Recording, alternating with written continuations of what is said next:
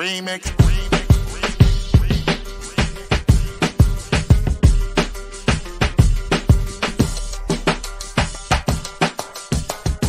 Remix. Remix. Remix.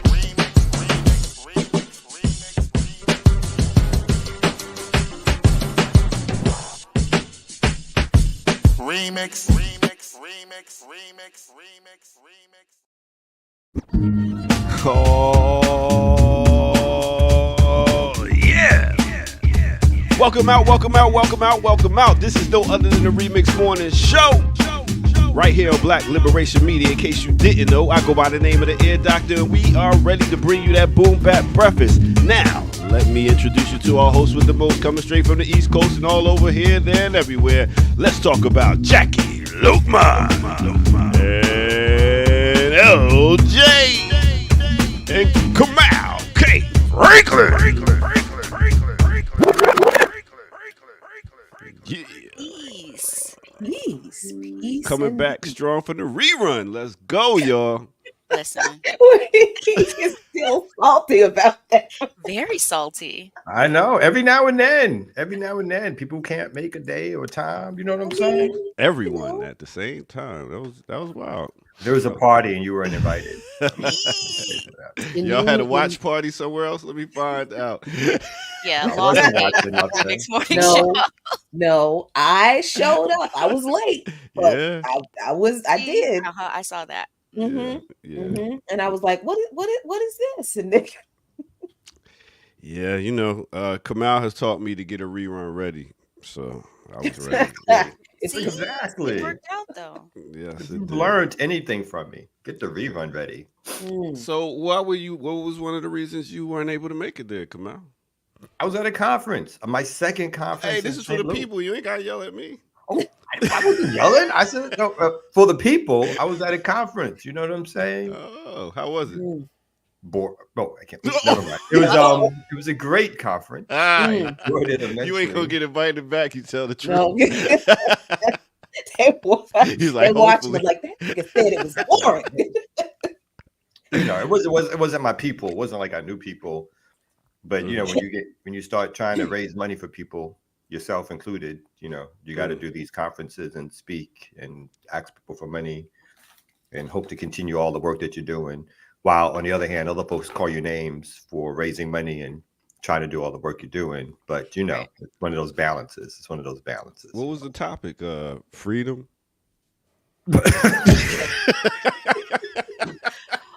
What is that? I Yo, don't son, even what is like that? Whoa. I mean, ain't that what it's always about? What was that? What was that? I don't Was it? understand. What was it about? It was a conference on it was a conference for, this is going to be difficult to explain, for That's that organizations that work with foundations and help to steer those foundations to give money to certain causes. So let's say it like that. Oh, like And I was a speaker InvestFest. speaking on safety and security Mhm. in movements. We had a panel, and the other panelists were fantastic. The thing I don't like about the conferences is that, you know, I'm not particularly great at this. Like, basically, people are there. The feeling is like, you know, folks who or have organizations that they're running are there to basically push the groups to make sure that the foundations give them money. And part of me is kind of like, you know, I want your money, but I'm not going to sit here and, you know, like, I thought you're supposed to be already with it. Like, y'all be progressive. Why ain't y'all throwing, you know, throw the dollars? Speaking of throwing dollars, Kim Brown. Holla. Hey. Whoa. Hey, good morning. Just Morning. noticed. Good morning. How How's was your everybody? rest? Mm-mm. How was your rest? Great.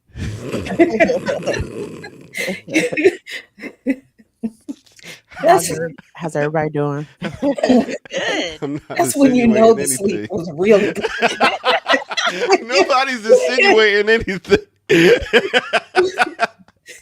when everything is still technically asleep and you're still kind of enjoying I it. love It's that like, energy. Bring her yeah, back. yeah. You like that energy? Yes, I love him. We all love Kim. I love to see somebody enjoying the remnants of a You know when fantastic someone looks sleep. like baby That- asleep and they wake up like, Yes. you know? Do you also like that? Do you want to see them when they first wake up and roll on camera and doing Kim is all cute that when I action? mean, she what wakes up. other White morning stuff show? in the corner of What their other eyes, morning dude. show No, could you get? You know, That I mean, yeah, no other morning show would give you that kind Kim of. is cute when she wakes up. No, She you don't is. want to Yeah. see what this looks like. Oh, please. You woke up like that? Yeah. You're like revolution today, Jackie. Time to get freedom. Freedom is here. Hi, Kim.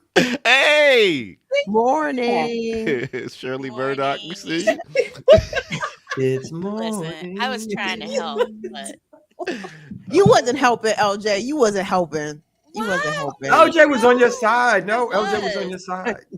Yeah. She never just said that she seen- likes people who rolled out of bed and just got on camera. That's not what I said. That's Hey. basically what you That's said. not That what is I what said. you said. No, That I is said what you was said. no. That's what you Fresh. said. Mm-mm. This is when No. keeping it real goes right. You know what I I'm saying? call it Keeping baby it real sleep. goes There right. You look you like, go. ooh, you know, like you look all warm. That's Ah. great. I love that. Nice. I like what old Grease said. Revolution after coffee. That's about it. Exactly. Exactly. Come on, y'all. Half the time I'm late to this. If I'm late to the show, it's like I'm not going on before my coffee. I don't give a Kim, how you been? How was your night? Day? I listened to your assignment, Ear Doctor. Ear Oh, Doctor that's right. tasked me with checking out, dare I say, new music. And I said, what is this? But it was Common's new album produced by Pete Rock.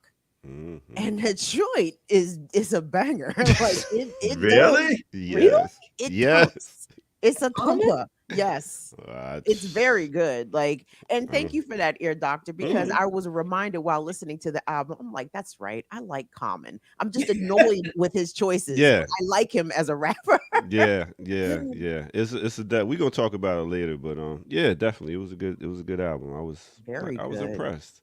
So you and the Air Doctor are like one of like 8 people who've now listened to that album. Oh, Oh my easy. God. It's making its rounds. 7 Really? minutes into the show. Yeah, it's making its rounds. Big got his old coffee. shade umbrella throw. Mhm. So I guess I'll start it off with a question. Uh-oh. Okay. What? No, start. What are you going to start off? I was just gonna ask y'all, when y'all was kids, what did y'all do for the summer? Did y'all go out of town? Did y'all stay in town? Did you just have to do nothing? Did you go to summer school? What was your regular routine in the summer when you was growing up? Let's Ooh, start I'll with you, go. Jack. Oh, go ahead. Go ahead, LJ. fine. No, LJ, please. Well, I would get shipped south. My family is from Mississippi and Alabama, so we would go down and visit like either side of the family. There usually was a church revival at some point, so that was like 2-3 weeks long at somebody's Damn. church somewhere. Um, and then most of the time, I was choreographing dance moves out in front of my house or playing jump rope. I was also on the jump rope team, so that was fun. Did you have the little ribbon? You was that type of dancer with the ribbon? That... Floor gymnastics, I didn't do. I did balance beam and I did the bars. So Really? yeah. Wow. Lucretia, what side of town did you grow up on? I was in Bellwood next to Maywood. So Oh, yeah, I could see little LJ out on the front steps on the sidewalk doing a double dutch Mm-hmm. and choreographing to Sierra's. There you go. song. There you go. You got it. Like, look, mommy. You nailed it. Yeah, that's me. What about you, Kim? What you do? So from about 4, You look like summer school. Go ahead. that came in high school, beloved. Yes, I did do a couple summers Right. in summer school. There Yes. it is. Because whether or not I was going to graduate on time was in doubt. It was in doubt unless I headed to summer school and did some sort of academic redemption. But that was until later. So from about 4 to let's say 14, I would go to Little Rock every summer, like clockwork. I mean, now I understand the urgency to get me on that plane after like the week after school. My mama had the summer off, man. Mama said, I deal with you from this time to this time. Go let your father deal with you but it wouldn't be my father, it'd be my grandmother. But anyway, I'd be in Little Rock. That was a wonderful experience because Little Rock is very different from Central Maryland. So I got to do that. But yeah, I did some vacation Bible school. That's how I know the indoctrination was real, Sean. That vacation Bible school. I mean, it's so mean to the children. It's like, oh my gosh. But anyway, so yes, I'd go down south for the summer, and I did a couple summer schools, and I did some camps. So I did some Columbia Association camps. So shout out to camp. Mama Brown kept you active. What about you, Kamal? I was in the streets of Brooklyn, my man. In the streets. Yeah. No summer camp, no nothing for you. I didn't know what all that shit was. Yeah. No, I think one time my mom had an injury one time, and we got shipped down south for like almost for a year because she broke a leg. And then we stayed like a year in Charleston, South Carolina. But other than that, it's like, it just was no school. I got up, I got to watch my cartoons or my shows. Yes. And I went outside around the way, checked out what was going on, tried not to get in too much trouble. Kamal, what was it like for you being born and raised in Brooklyn, and then you had to spend a year in Charleston? But I was young. I was probably no more than 6, 7. Okay. I think I did I actually did part of kindergarten down south in Charleston. But it was, I said the first time I lived in a house was when I moved to Atlanta. But actually, the first time I really lived in a house for any particular period of time was when I was with my cousins. But I didn't like it because, speaking of what y'all spoke, these were old Southern Black folks. They woke us up early in the morning for church. I had hair then. And so, in fact, the way your hair looks right now is like the way mine looked in the morning. And they would take an afro. They would take an afro pick. They would take an afro pick from here, and comb that shit forward. What? And comb that shit forward. Woo. So when James Brown had the top door thing, and all your hair was like all of his hair was up here. That's how we all looked. It was all our hair was up in here. Please find a photo. Oh please! Oh God, there's no photos. There's no photos. So all the hair was up on here. The fro was all up on top and shit like that. And you had to go to church. And then they were strict with theirs. It's like, like when they left the house and it was a bedtime and we thought we were like fun and we were we thought we was going to have fun and we turned on the TV and they came home, they would put their hands on the back of the fucking TV and they knew that we were up. They would turn the fucking lights on and we all got beaten. Yep. Wow. See, that's that shit was. I was like, God damn, who does that? Who does that? Back in the TV. Surveillance. That's that 20th century surveillance. Yeah. Oh my God. And they beat you with the hot tracks. They had like the hot tracks. You got the beat. Ridiculous. And there was all kinds of different ways you get beat. You could lay over the coffee table. Yeah. Or they just chase you around. Like everybody would hide under the bed and they just like one by one pull that ass out and pop, pop, pop. Damn. One by one. It's a torture chamber, son. The black I'm just joking somewhat. I love them. Don't get me wrong. I love them. Uncle James, Aunt Janie, who passed, God bless his soul. But they did it though. You love them, but that's what they did. Yeah, that's what they did. I always love the old God bless their soul when someone did you like God was like, okay. But my aunt, God bless her soul, I love them though. I love them, but it was a lot. And Jackie, and what about you? What's your summers look like? Yeah, I was shipped down to grandma's every summer in Jarrett, Virginia, and we woke up at the crack of dawn to help harvest the vegetables in the garden, and that's where I kind of got my love of gardening. Even though at the time I hated getting up at like 4 o'clock in the morning to go out to the garden and pick cabbage and tomatoes and discover tomato worms and the terrifying things that try to eat your food before you get it. But then we grew up on a farm too. So sort of as my grandparents were kind of transitioning from livestock. So I kind of grew up with pigs and we had a pig pen. So we sent pigs to the slaughterhouse and we had one cow when I was growing up, and they kept telling me not to name the cow, but I couldn't help myself. So I named the cow. We had a lot of cats. because cats like farms. Ugh. All Why the can't you food. name the cow? Because it's going to be dinner soon or something like Yeah, that? Mhm. Oh, my yes, bad. that's a rule on a farm. You don't Oh, wow. name the livestock. You know how to milk Don't do it. cows? Mhm. Oh wow, Yep. you Know a how to milk country a girl cow. for real. They don't particularly like it if you don't know what you're doing. They will kick I you. imagine, yeah. Yeah, Oh, they, they'll they kick will you? kick you. Yeah, oh yeah, they Yes. will. Yeah, they Damn. will. They will. Mhm. They're Mm. just like horses and donkeys. If you do something that they don't like, they'll kick you. But yeah, we got the church revival, the vacation Bible school with the macaroni cross. The vacation Bible school wasted more fucking macaroni. Macaroni I was know. the shit back in the Could have day, been boy. eating that stuff. They indoctrinating kids into making little macaroni crosses and Mac all and this kind of glue. bullshit. Jesus, we just went for the snacks and because we couldn't say no. And the and the candy and the annual summer trip to King's Dominion on the broke down bus that was Ooh. guaranteed Oh, to wow. break down either on the way to King's Dominion or on the way back Oh from man. King's Dominion every year. Yep, Yeah. that was the summer. Wow. Tri-state area. What was the amusement park that you guys would Six get? Flags. Six Okay, Flags, yeah. over Mhm. Jersey. Mm-hmm. Uh, Yep, in Jersey. oh well, in Chicago, it was also Six Flags. We would go up to Gurney, Illinois, but we had the season passes, so we were there like throughout. Yeah, when I got older, yeah, That was rich. All right. yeah, a little bit. Sounds good. Sounds No, good. see, King's Dominion, that was a trip, right? Like that was Mhm. an event to go to King's Dominion, but we had what used to be called Wild World here Yep. in PG County, now Six Flags in Mhm. PG County. But I almost ate it at Wild World a couple times in that big. I know, and I think I had a flashback of that. I'm like, I know I almost drowned for certain, and I think I can remember Oh a my white sitting in the gosh. lifeguard chair just watching me struggle, flounder in the water. I said, "Oh shit!" It's like you can do it. Come on. Right?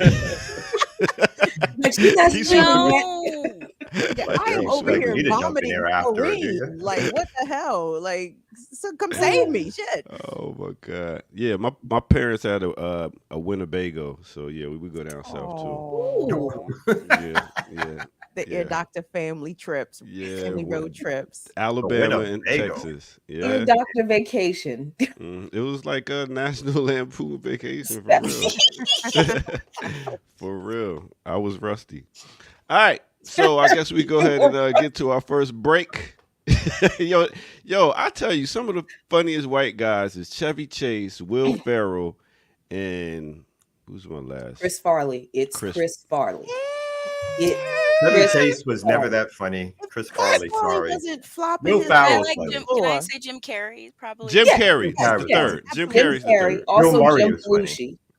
But Bill Murray he's was not. funny. He wasn't as funny as his brother. I don't think. Yeah. What? What? His brother? Wait a minute. John The Belushi. Ghostbusters Bill Murray, you're saying was not less funny than I his said brother? Jim Belushi. Oh my God! Thank you so much. I was like, Oh, okay. No. Yeah. You bugging No, on Chevy not Chase. that Murray person. yeah, No. no, Murray is funny. Murray was funny. I Come like on, that. National Lampoon Vacation in Fletch. Your boy Chevy was treasure. Chevy was just And not, he and just made Caddy. faces at the camera. I was like, what the fuck? Caddy. What is that? What? It wasn't funny enough. Like it wasn't like Jim Carrey who makes like he can contort his face. He just made these weird faces in the camera, and then he would fall down on Saturday Night Live. It's like, what the fuck? Who's this dude? Anyway. All right, I guess we go ahead and get Can to you our fix first the break. Twitter connection? Because you won't answer me in the chat. I Oh, did. no. I did answer you in the chat. What you There's a said? problem. I said I know. That's not an answer. It's like this is broken. Yep. Listen, I Go mean, on. I'm know in the what's middle of a happening. show here. My bad. what's going Shit on. happens. I know what's happening with Twitter. What? Twitter now wants accounts to be premium in order to stream in order to broadcast on Twitter.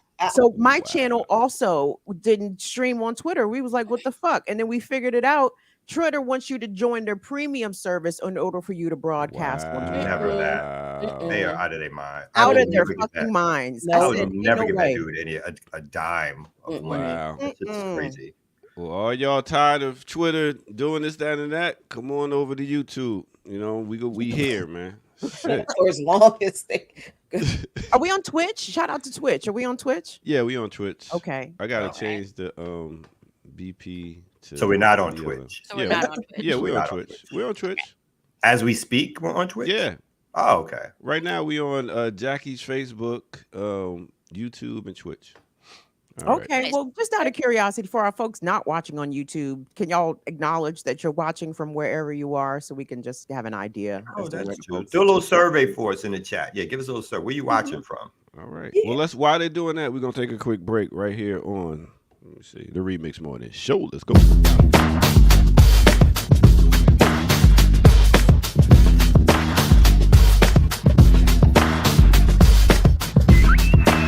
Can I get a soul clap? What up? What up? What up? Big up to all y'all tuning in. Thank you all for tuning in. Matter of fact, hit that like button, subscribe. If you're new to the channel, go to patreon.com, become a member over there, get footage that's rare, and share like you care. All right, boom. You know I like to give love and a shout out to different people that's contributed to our culture. So you're wondering, who am I going to show love to today? Ear Doctor showing love to no other than Flojo, a.k.a. Florence Griffith Joyner.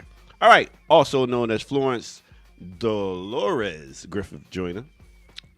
She is a track and field athlete and the fastest woman ever recorded. She set world records back in 1988 for the 100 millimeter and 200 millimeter during the late 1980s and became a very popular figure both to her style and how good she was as an athlete.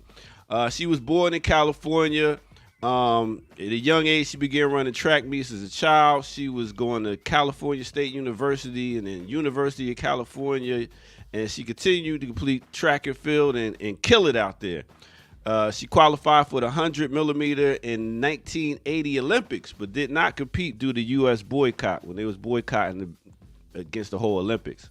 So pushed her back a little bit, but she made her debut 4 years later, got a silver medal in the 200. And in 1988 Olympic trials, she set a new world record for the 100 meter sprint. I said millimeter. Meter sprint. She won 3 gold medals at 1988. So she's doing her thing. She actually, not only did she set records on the track, she also was like a stylista. You know what I'm saying? In 1989, she designed the basketball uniforms for the Indiana Pacers team. She also did a little acting. You might have seen her on 227. She did a little acting on 227. She was on Charlie Rose, Santa Barbara. Y'all remember that for y'all old heads like a mile? Yeah, she was on different shows and stuff like that.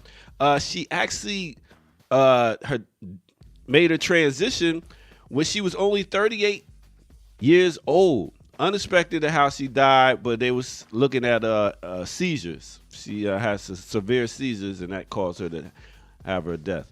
But big up to this sister. As you can see, Sha'Carri right now is representing with the long nails like her, and she had the one leg out. So a very well-known athlete that did her thing. Big up to Florence Griffith Jr. Did I say Julia? Well, Flojo. Y'all know what it is. All right, with that said, let's get back to it right here on the Remix Morning Show.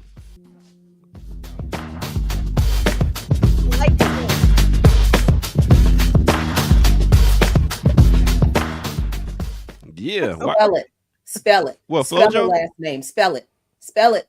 Why Jordan? is this man like this? He called this lady Florence Griffith Jr. Jesus help us. God help us. Nobody started off with Florence Griffith Joyner. And I'm like, who's she? You know, she was related to the Joyner through marriage. Yeah. The she- who's? The The, who? the who? the other Joyner, the one that was a track and field. Jackie Joyner Kersey. Jackie Joyner Kersey. Yes. Yeah. They was related I through think, marriage. But Related who to is her, yeah. Florence Griffith Joyner, though? Or Junior. It's Who very Florence Griffith Jr.? so amusing, huh? Flo Jr. Continue. Flo Jew. Are we Joe. Yo, and big up to Sha'Carri. You know, you can see that whole style with her right now with the nails and the hair and everything. A lot of them, even the sister Sherry Ann Frazier with the whole hair, and they doing it up. Big up to all the sisters in track and field. You saying she still holds she doesn't still hold the record though, right? For the 100-yard dash. Basically. I think Sha'Carri broke it. Wow. Yeah, I Sounds thought. about Yeah, I right. think she did. Yeah. Yeah. So big up. Oh to yeah, her. she was a phenom. Yeah. Mhm. We all used to. Yeah. She was it a was baddie, blues. I too. remember her poster on my school wall. Yeah. Mm. Yeah. I remember her boobs. Gorgeous. Jeez, she was pretty. But Yeah. I remember the backlash that she got over her outfit. That Mhm. it was just hilarious. The sportscasters not knowing what to say, just like, I bet. well, that's a very interesting leotard she has on there, Bob. The old Yes, white broadcaster. I She suppose rock- it would help her with aerodynamics. I'm not sure. It's Yeah, because like- she brought in the ski helmet type joint, and they was like, "What is this?" And I was like, "Yo, she wants some aerodynamics. She about to bust your ass." So that's what she did, man.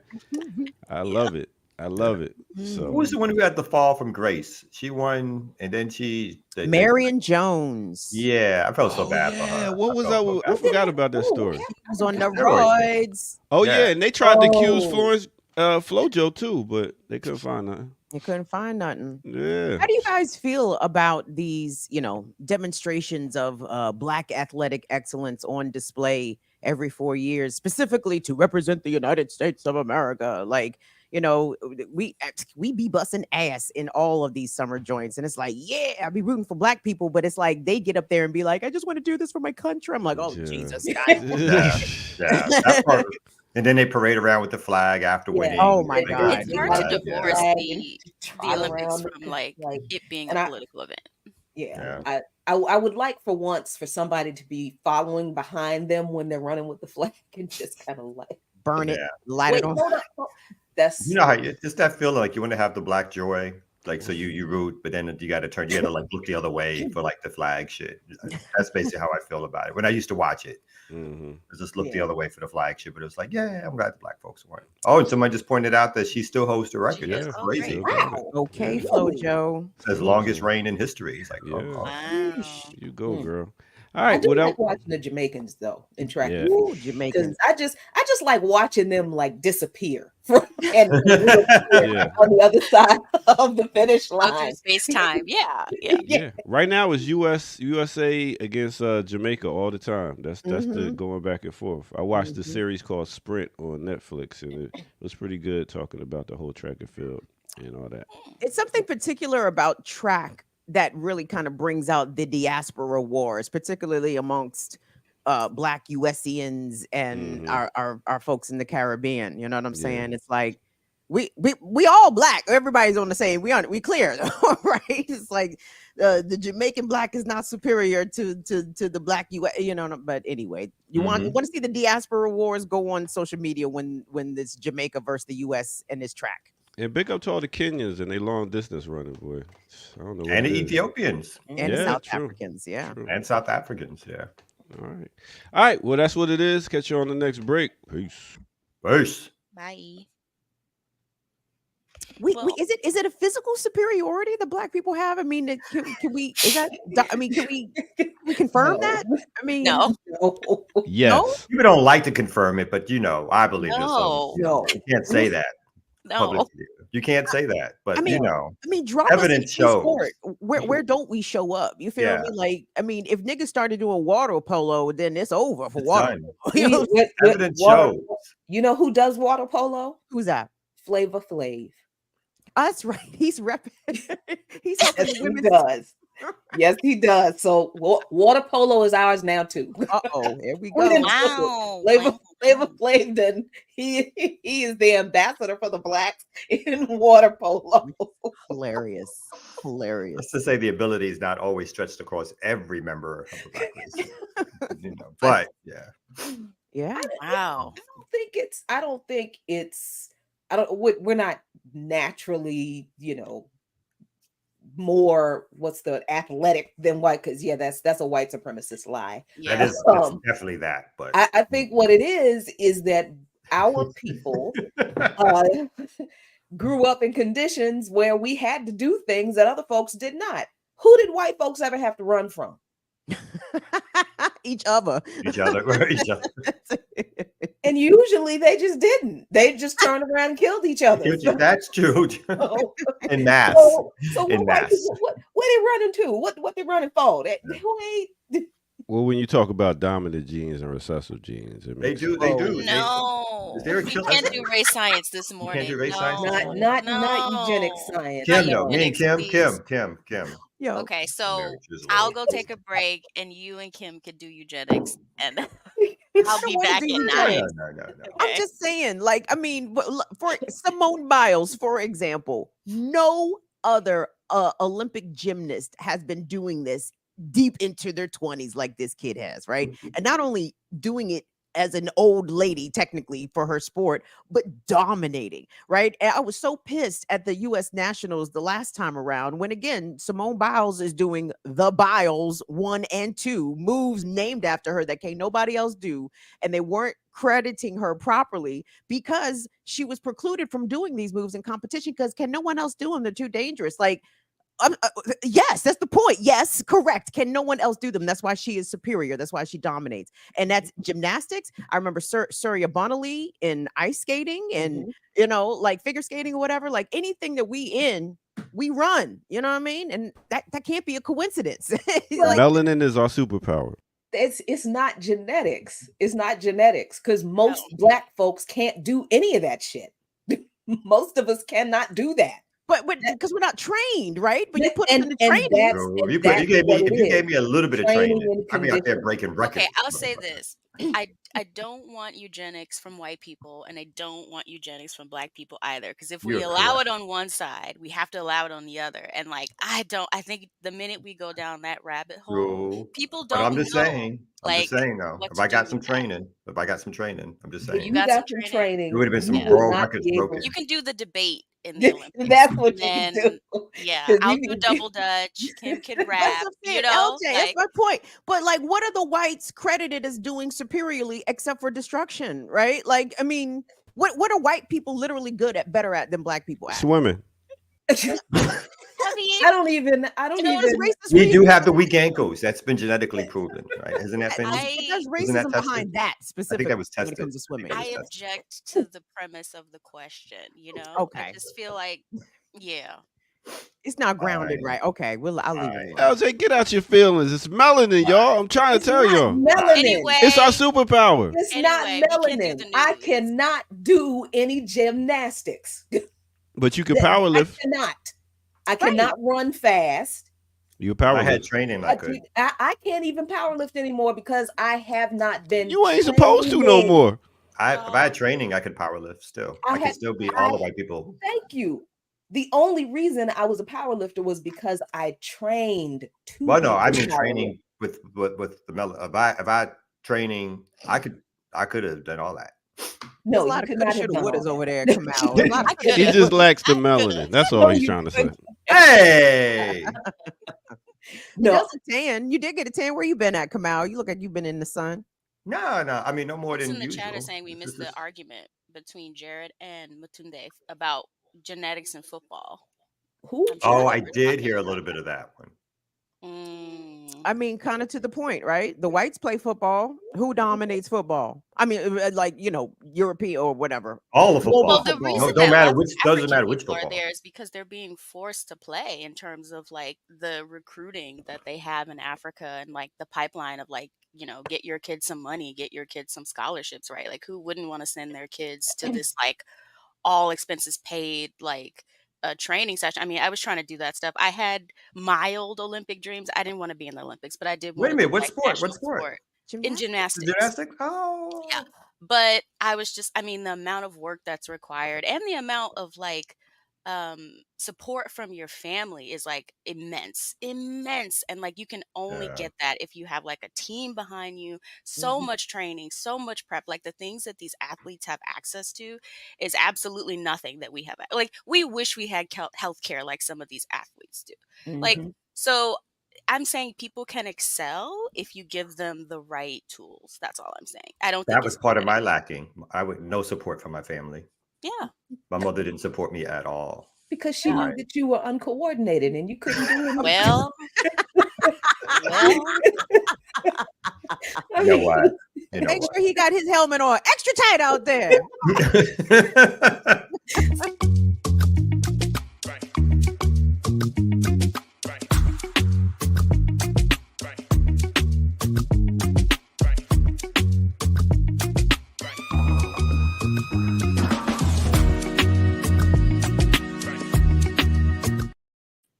Okay, Friday, everybody. It's time to get to work. Boss said we done goofed around too much out here today. It's time for us to get to work.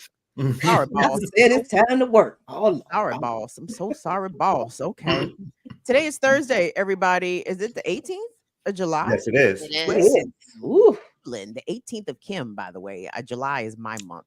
It's Oh. me. I love that. Can we call it that? Ooh. All me. It's my month. When is your actual birthday? July the 28th. Ooh. Oh. Mm. You gonna be 25? I'm going to be 46. Big. Damn. Mm. I'm knocking on 50. Knocking, knock, knock. Hello. Knocking. Can't Let wait. me in. Let me Fine, in. 46. Yes, ma'am. Yo, but not yet. Y'all be easy. Y'all said That's all right. save your We're celebration. preparing. We're preparing. Save it. But it's the Remix Morning Show, the Thursday edition, Black Liberation Media. Good morning, all. Thank you all so much for joining us. We've got a full house in store for y'all today. You missed us yesterday. We was being nice to everybody yesterday, but we here today, so we not nice no more. So here we are, the full crew. We got LJ in the building, Jacqueline Lukman, also known as JL. We got LJ and JL in the building. Kamau Franklin is in the building. My name is Kim Brown. The ear doctor is pushing buttons in the back. Remixers, you are here with us. We appreciate it, even though we are being hated on by Elon Musk and Twitter. So for anyone that usually, I guess, would usually watch us on Twitter, join us either on Twitch or over here on YouTube's and engage with the content. Like us, subscribe, follow, share, do all the things. We appreciate it. All the things. So did we? I mean, I didn't see Tuesday's show because I was at my conference. I know there's a whole bunch of things to discuss, and I've pulled up your story, LJ. But did we talk about the assassination attempt? I know you have to be delicate as we talk about it, so not get another we do. ban on YouTube. Mhm. Yes. We covered that already.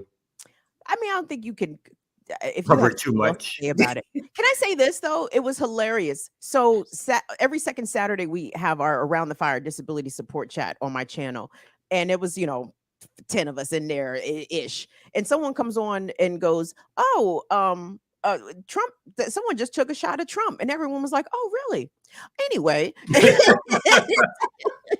Like it was acknowledged for literally half a second, and then we continued on with what we were doing. I said, "Yep, that's the sentiment." Yep, no one cared. I agreed that I do feel like in my world it was not brought up as it's like, oh, well, it's like people just kept it moving. I know it's a huge political event, of course, and it's going to be used for his since there was a miss, there's going to be used for his his benefit or whatever. But I felt like that too. I felt it was a obviously this big thing, but in the other hand, it felt like it was like, oh, okay, but like everybody expected that to happen sooner or later anyway, whatever. Yeah, especially since I'm trying to be delicate here. Be careful. Be careful. Yes, I'm trying. No to be rooting careful. for anything. You can't root for anything. Nope. But I think people kind of figured out pretty quickly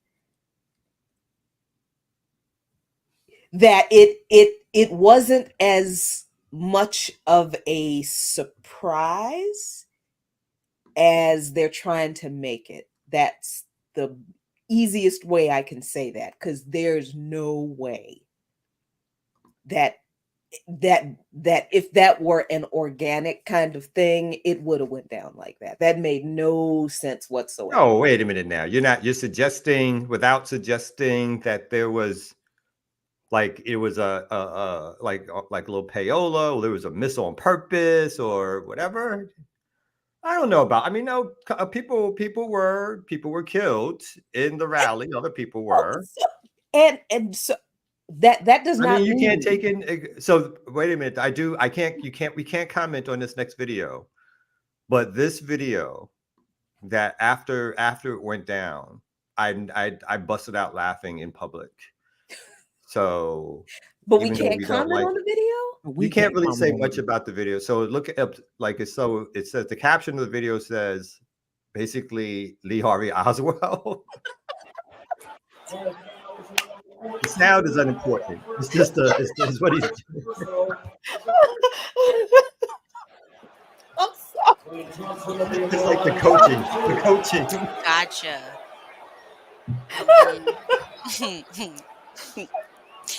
I was just I surprised to learn the media history You about surprised to all learn of what? this. I was surprised to learn like the history around all of this because um well the media spin that we heard right after was, this doesn't happen in America. And I thought, Yeah, that I'm was. That pretty was weird. sure it does, This a lot of, is like and then a I learned that pastime. was it Teddy Roosevelt? He was injured and he kept giving a speech because he was a hunter and said, "Oh, it's okay. The ammunition is not near my heart, so I can keep going." And he kept going with his speech another and didn't die. And so I was like, wow, like this is really what we're going to say is not a part of American history when obviously it is. Like that was the big, and I was like, oh, okay, people just don't know. People just don't know. I Wasn't don't the see how last to one not Reagan? know. I mean, hello, we've had 50 years Mhm. of JFK assassination and assassination theory and deconstructing of the Zapruder. Like, what you mean this don't happen? Yeah. JFK, RFK, King, Mhm. X. I mean, we've had. I Mhm. mean, there's political. I mean, Wallace was shot and Mhm. put into a wheelchair. Reagan. Political Recently, assassinations are as American recently, as Gabby apple Still pie. Giffords. mad about Reagan. Yeah. Still mad. It's Like, amazing. are Hello, you John Hinckley serious? Jr. It's you guys. It's amazing being white in America. You can literally attempt to kill a president and go on about your merry life. John Hinckley Jr. is out here living life in He the is. world, free as a fucking bird. Yes. What's funny is that after he was, what do you call it? After he was Lincoln. into St. Elizabeth's, and St. Elizabeth's is right over here where I live. St. Elizabeth's has always been here. It's one of the oldest hospitals in the country because it used to be a Civil War hospital. And then it was turned into a mental health facility. So it became one of the oldest mental health facilities in the country. So it was everybody knew what St. Elizabeth was, and everybody knew that John Hinckley Jr. was there. So in the years after he attempted to assassinate Reagan, we would walk by St. Elizabeth's and give Hinckley the finger. It's like, dude, you had one. Oh. Yeah, one job. You had one job. One job. One job, you know. But then after a while, people just kind of forgot he was there. Nobody, just like. Well, And when they finally that's part of released the him, folks were amazing. like, "Oh, he's still alive." Well, that's part of that's why they put out this rhetoric to us, right? This rhetoric of like this is un-American, or this is antithetical to America, or this doesn't happen in America, because they know that their job is to make us forget, right? To make us forget history with being awash in propaganda. That people go about acting as if, oh my God, how could that happen here? It's like it happens here all the time, and you're just not aware, or you just don't remember, or you're just sort of convoluted because now Amber Rose is speaking at some shit or whatever it is. I'm just like so it's meant for us to not believe our lying eyes or our lying mind or whatever it is, because they have their own, like the New York Times put out an editorial the next day about how this political violence was like antithetical to America. It's like, really? As you're murdering, killing 40,000 Palestinians as we speak, you're going to put that out there? The political violence that happens in our community every day. So, yeah. So that's the stuff that's like, again, I just love the propaganda. I love to watch the propaganda machine work its magic. Mm-hmm. And then again, some of it feels to me like it's now in this day and age, it's so bad at it. And there's so many other ways to figure out what's really happening. So that part I appreciate, in the sense of, the video I played where people were having fun at the sense of like someone giving somebody training because they had one job to do.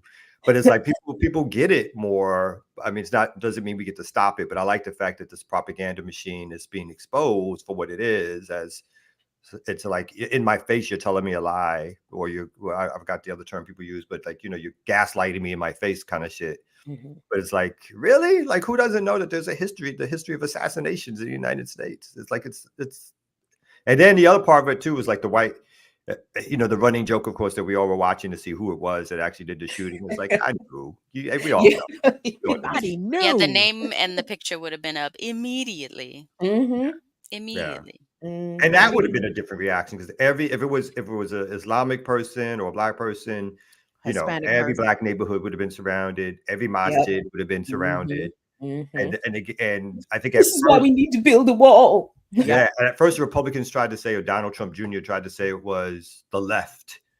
Right. That was his first word. So again, all of this stuff is corralling towards what they were going to put the machinery in place to do, of course, once they're elected, which is to go after the left. But again, it's like we all know who rifles up and does these things. It's like this is your people. But again, once it happens, then there's no suggestion whatsoever that we got to watch the white males. Ever Never. in the history of ever. Never. Like there's no mention of it. There's no question about how this young man got his, even though I think that's not even in dispute. I think his daddy bought it for him, or somebody. It was purchased legally. Go figure. All these mass shootings and all this, the hand wringing around illegal guns in the country. Well, all these mass shootings seem to be done with legal guns. So why are we all in the dither about the illegal? Regardless. But okay, let's assume for a second that the assassination attempt actually happened as is being presented. Did you guys see all the reaction from how the police were responding? The Secret Service and the local cops. There's a video showing, I guess, a cadre of police trying to get through a fenced area, trying to get to the building, and it's almost like, it's Curb Your Enthusiasm theme music. You know what I'm saying? It's Like Keystone Cops. Super Troopers, Jack Lee. You know what I'm saying? And it's like somebody obviously wanted something bad to happen to Trump, because I mean, when the whites is like, he's on the roof, and they like, which roof? What? I don't see the Which roof. one? Which roof? Can't- Oh, the roof of the building where we have our secret snipers already inside of, that these dumb motherfuckers, listen, if incompetence end up killing Trump, so be it. You know what I'm saying? So be it. If COVID gets Biden and incompetence gets Trump, hey, we all win, right? I mean, the only What can you solace say? I felt. 2024. I mean, the only solace I felt, I was like, well, I guess maybe it's good that the cops don't work for everyone, I guess. Like, like they're incompetent for all citizens, up from the lowest to the highest. I guess that was my takeaway from that. Mhm. Because 86 seconds is a long time to not do anything. And that and you had a similar response with Uvalde, right? And then all these Mhm. children are murdered That's right. because cops are like, and these are some of the most heavily armed people you would ever see. And And they're allegedly some of the most trained, right? Is this the Mhm. Yeah, training? supposed to Is be the most this trained, yeah. the training? Right. And Is this the good guy with the gun? the hilarity. So you got, again, I'm assuming all this is somewhat bullshit, right? Because it's being reported on the media. But the whole story about the Iranians, putting a hit out on Trump, and how even the Secret Service level of security we saw at the Pennsylvania rally, that was in response to the beefed up security because of the alleged threat from the Iranians. I said, this is the beefed up security. This is the beefed up security. And to your point, Kim, at the RNC, besides talking about this a lot, and I guess we can maybe talk about that if you wanted to later, but they referenced how Trump took out the Iranian military leader. Oh, in the same breath of being like, political violence is terrible, but we can take out those people over there directly. I did it. Trump did it for us. What? This is why they need Cop City for training. Right. Oh, that's exactly what they'll say. Exactly. No, Yeah. and that's exactly what they'll say. Yep. More training. The answer is always more training, which means more resources, more guns, more tanks, more rifles that do more drones. It's always more. It's never there's never any other solution besides that. Like more cops, more training, more guns, more drones. It's always more military in any fashion. So will this incident propel him into the seat of presidency? Oh, well, that's I'm equivocating. I was talking to my folks. You don't think it's a net positive? No, hold on. So I was talking to my folks because it seems like every 4 years they believe me that I'm serious about this political analysis stuff.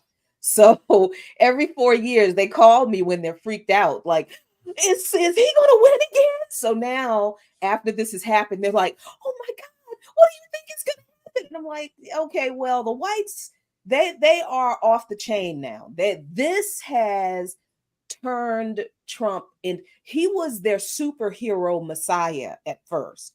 Now he is Jesus. Do you understand? This man is Jesus to them. So his supporters are much more dangerous now. That is why I'm just like, I'm not looking at this as like an organic kind of thing. I could be wrong, but I'm just looking at it like, I'm not feeling it. But understanding that Trump doesn't play fair ever at all. This is why I'm like, I could see him I could see it. I'm not saying I know for sure. I'm just saying No. I could see him doing it. But anyway, A shot in the ear? I'm not. I mean, it's like it's like minutes from death. Like he, literally, he was. I mean, yeah. Again, as if you take this seriously, and I think it was, I'm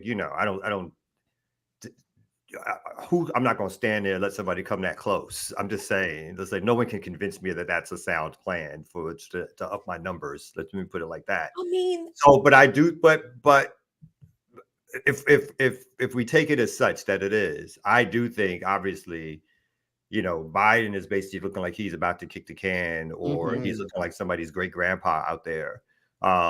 There's no way that this doesn't make Trump look as he wants to look. And I think you're right in the sense of like, the dude gets up, he does his like fight thing. They capture with the American flag over his head and the blood and the windswept comb over, like all over the place, swirling around somewhere around his head. So he's got his iconic picture that he wants. He's got, like you said, like the rabidness of like whatever.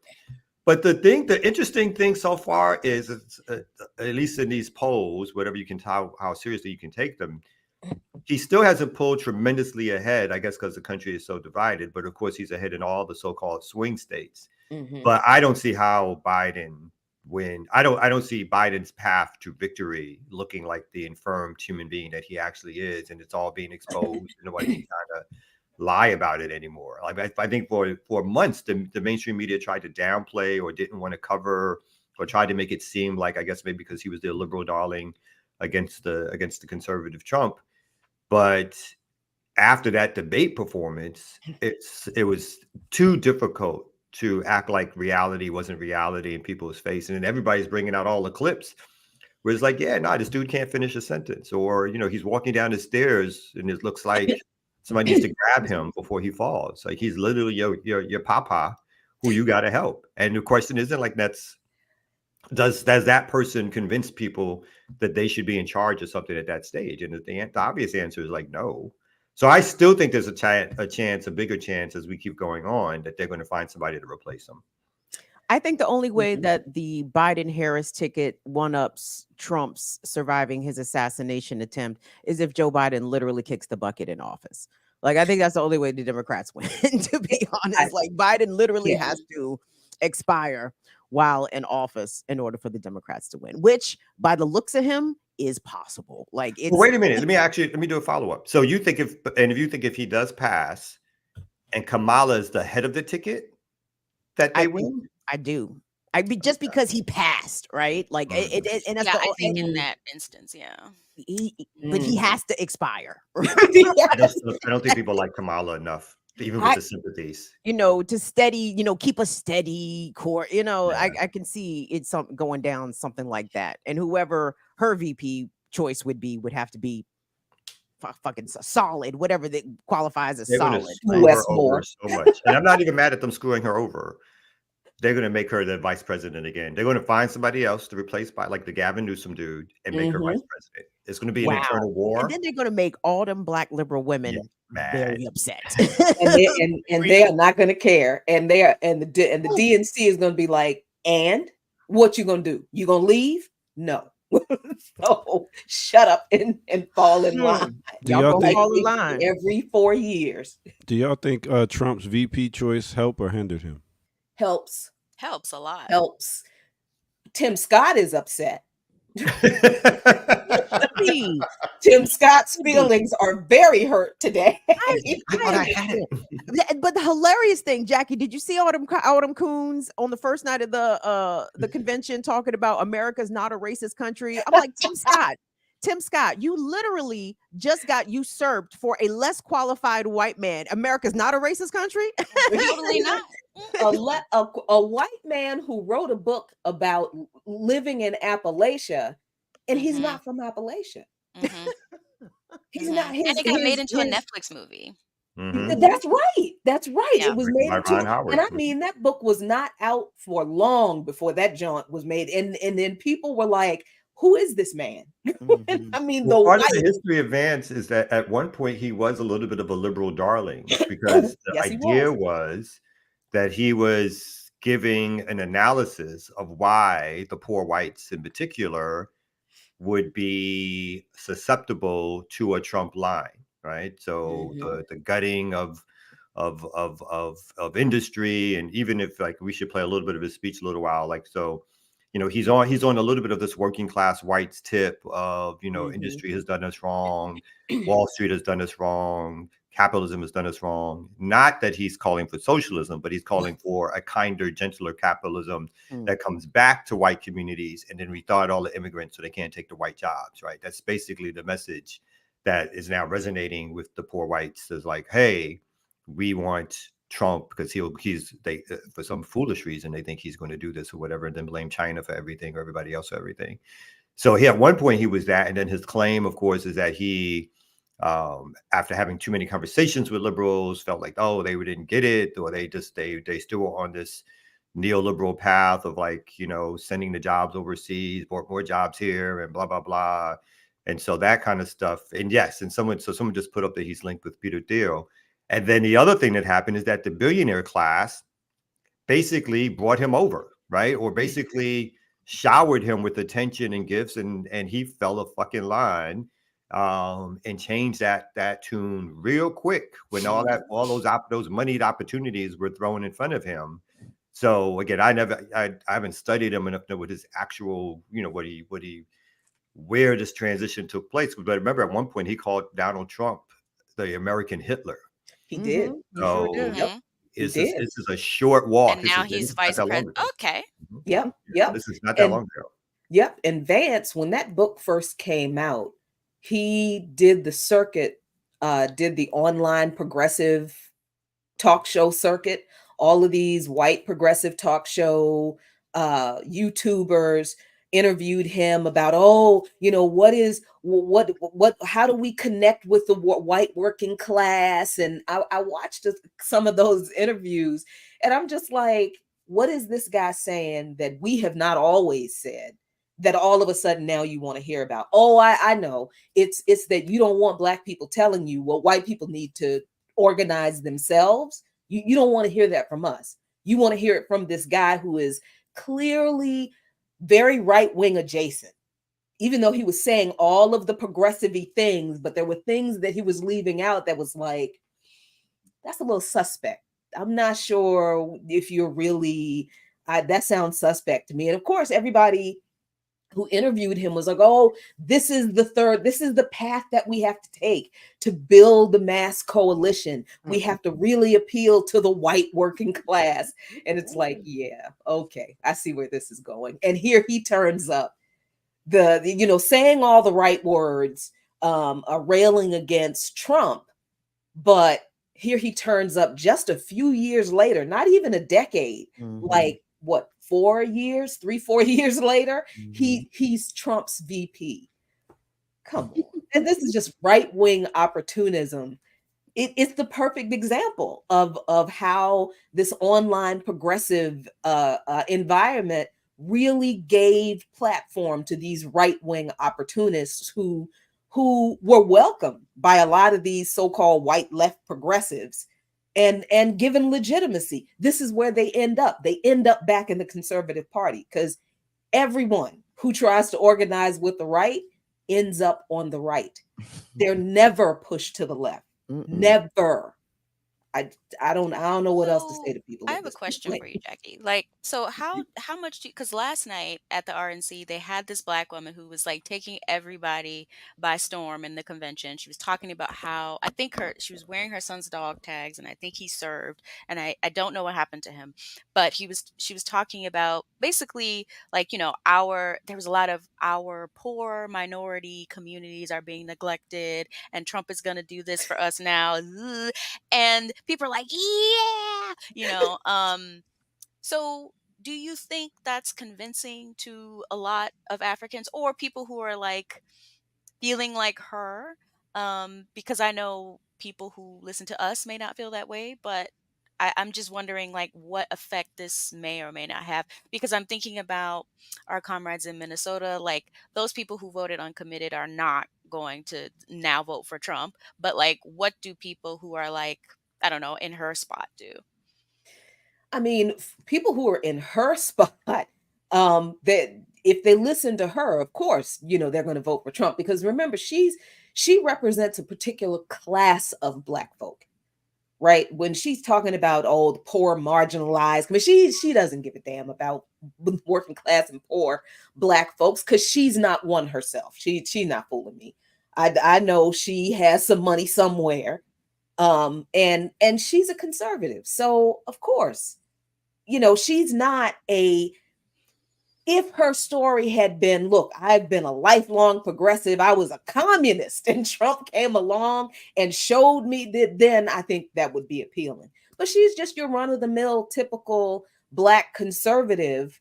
And I don't think that convinces a whole lot of people, particularly the whole military narrative, because you know, I was very worried about how people are still kind of indoctrinated by the you know the lure of the military, but I began to change my mind about that when I read earlier this year that the military, all branches of the military, are suffering unprecedented like just tanks in recruitment. People are not joining the military like they used to, and the military is very worried about that.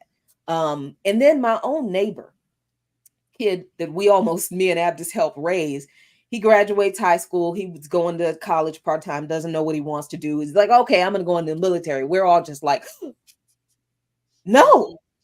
But we're like, we're not gonna do okay, make your decision. All right, fine. He goes and he gets the exam, and he's like, I don't like the way they touched me.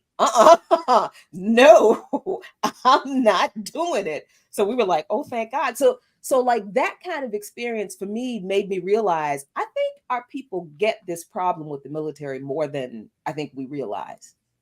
And I think that when we look at these black folks like Tim Scott, like the Candace Owens, like this woman who spoke at the RNC, while I think there are some of us who will be swayed by that foolishness, because there always are, right? But I don't think that percentage of black folks that always votes for the conservatives because they are conservative, I don't think anybody they have on that stage at the RNC is going to change a whole lot of black folks' minds. I don't think that a whole lot of black people are like, yeah, might as well give Trump a try. You know. Well, I think the goal is, and the RNC, obviously the theater of the RNC is part of it, but I think the goal is to knock off a certain percentage. They're nowhere do they think they're getting the majority of the black vote. Hmm. But the idea is if they can capture a certain percentage or get a certain percentage to not vote for Trump, not vote for Biden, then that in it itself lowers Biden's numbers, which opens the opportunity more for Trump because the Democrats are so heavily indebted to black people, but yet do nothing for black people. So I think in terms of an election strategy, the continual or constant black faces and or near black faces is to just whittle away. And whether or not that's like, money being spread in certain communities to get these influencers to say something, it's to whittle away whatever level of support a Biden would have. And this is their own strategy or whatever, that by doing that, and it lowers the amount of folks who come out or who are supportive of him, then that lowers the chances of a Biden victory, particularly in certain states where black people hold a calculated percentage, a critical mass of like the voting population. So I think that's part of like, so here even in Georgia, you know, which Biden won last time, the theory now is that Biden doesn't even have a chance to win, not only because of the depressed numbers of Black voters who would come out and support, but obviously the building up, I guess, of the white support for Trump, in spite of his fight with the governor here. And I think that's really what the idea is. It's not that they're going to win any mass support from the Black audience, but if they can get the Black audience either to stay home or some of them to go over to Trump, that's all they need in their estimation, at least partly all they need, because they got the majority of the whites, right? So, Right. Right. as And the part of thing- their strategy. Even thinking Yeah. about Georgia specifically, Kamal, because you know Georgia is likely not in play in the same way that it was 4 years ago. But then when you add in or factor in the new laws or the recent laws passed in Georgia in terms of not being allowed to give people waiting in lines to vote like water and stuff, like that Mhm. discouragement, right? Like, I'm sorry, I can't see myself standing outside in the line for 8 hours in Atlanta on election day for fucking Joe Biden, and niggas can't even bring me water. Like, that's a no. That's going to be a no. And I guess Ossoff and Warnock have been disappointments, right? I would It's an assume. understatement.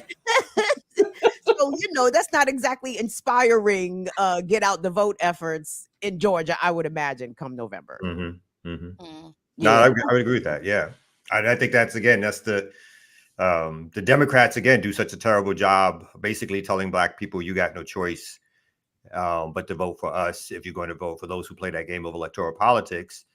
But we're not giving you shit, like you're not getting shit out of it or whatever like that, except for some symbolism. Look, you got Kamala, you got a Black woman for Supreme Court What, justice. Juneteenth. Yeah, you got Juneteenth. What else do you need? Let's get What this else vote do I out want? here. What else you need? What is this healthcare shit? You don't need I none of would that. love reproductive health care, but that's That's like, fine. nah, none of that. Yeah, you don't need Okay, that. you got Kamala. Look, You got Kamala. another You're right, flag fine. for you. Take the flag. Take You the know Oh, she went to Howard. You know she's an AKA. You know, Yeah, did you know that? yeah, thanks. She went to Howard. You guys know that?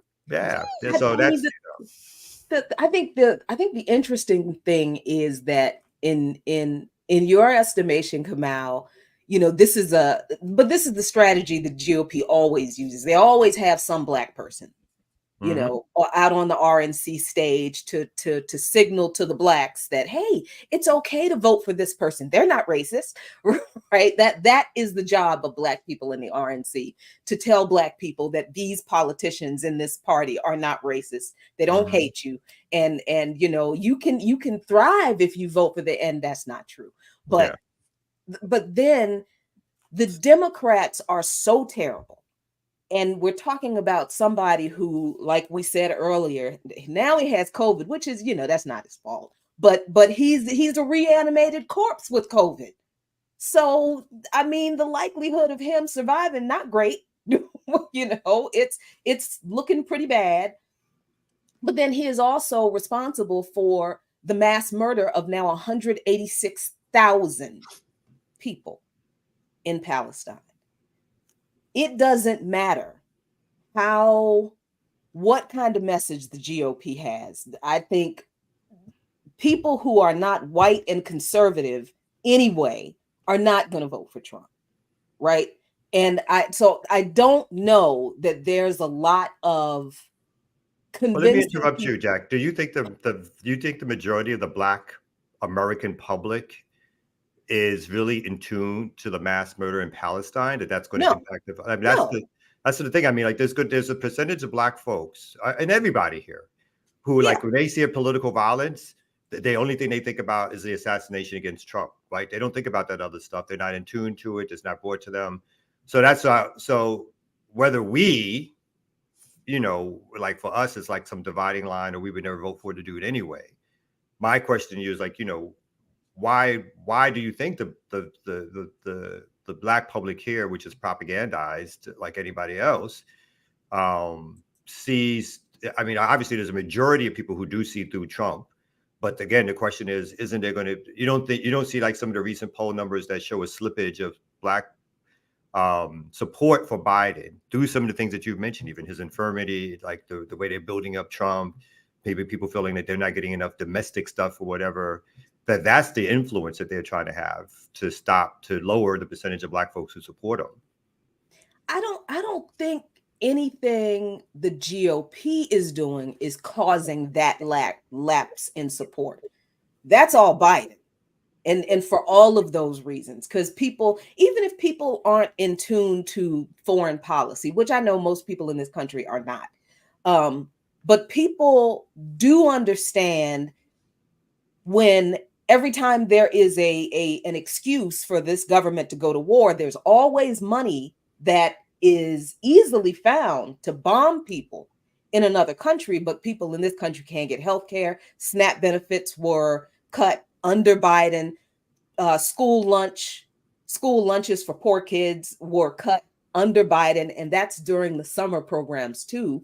The CRT legislation was passed under Biden. Books were banned under Biden. And what did the Biden administration do to stop any of this? The decision on Roe versus Wade, all of this under Biden. Offshore drilling was approved. He promised that he wouldn't do that. And so even if people don't get or don't care about the 186,000 people who have been murdered because of Biden's support for Israel, there are many other things that people are pissed off about Biden with that will keep them from voting for him all by himself. And I don't think those people are like, well, I'm going to vote for Trump because Trump is better than, but no, people are like, no, both of these people suck.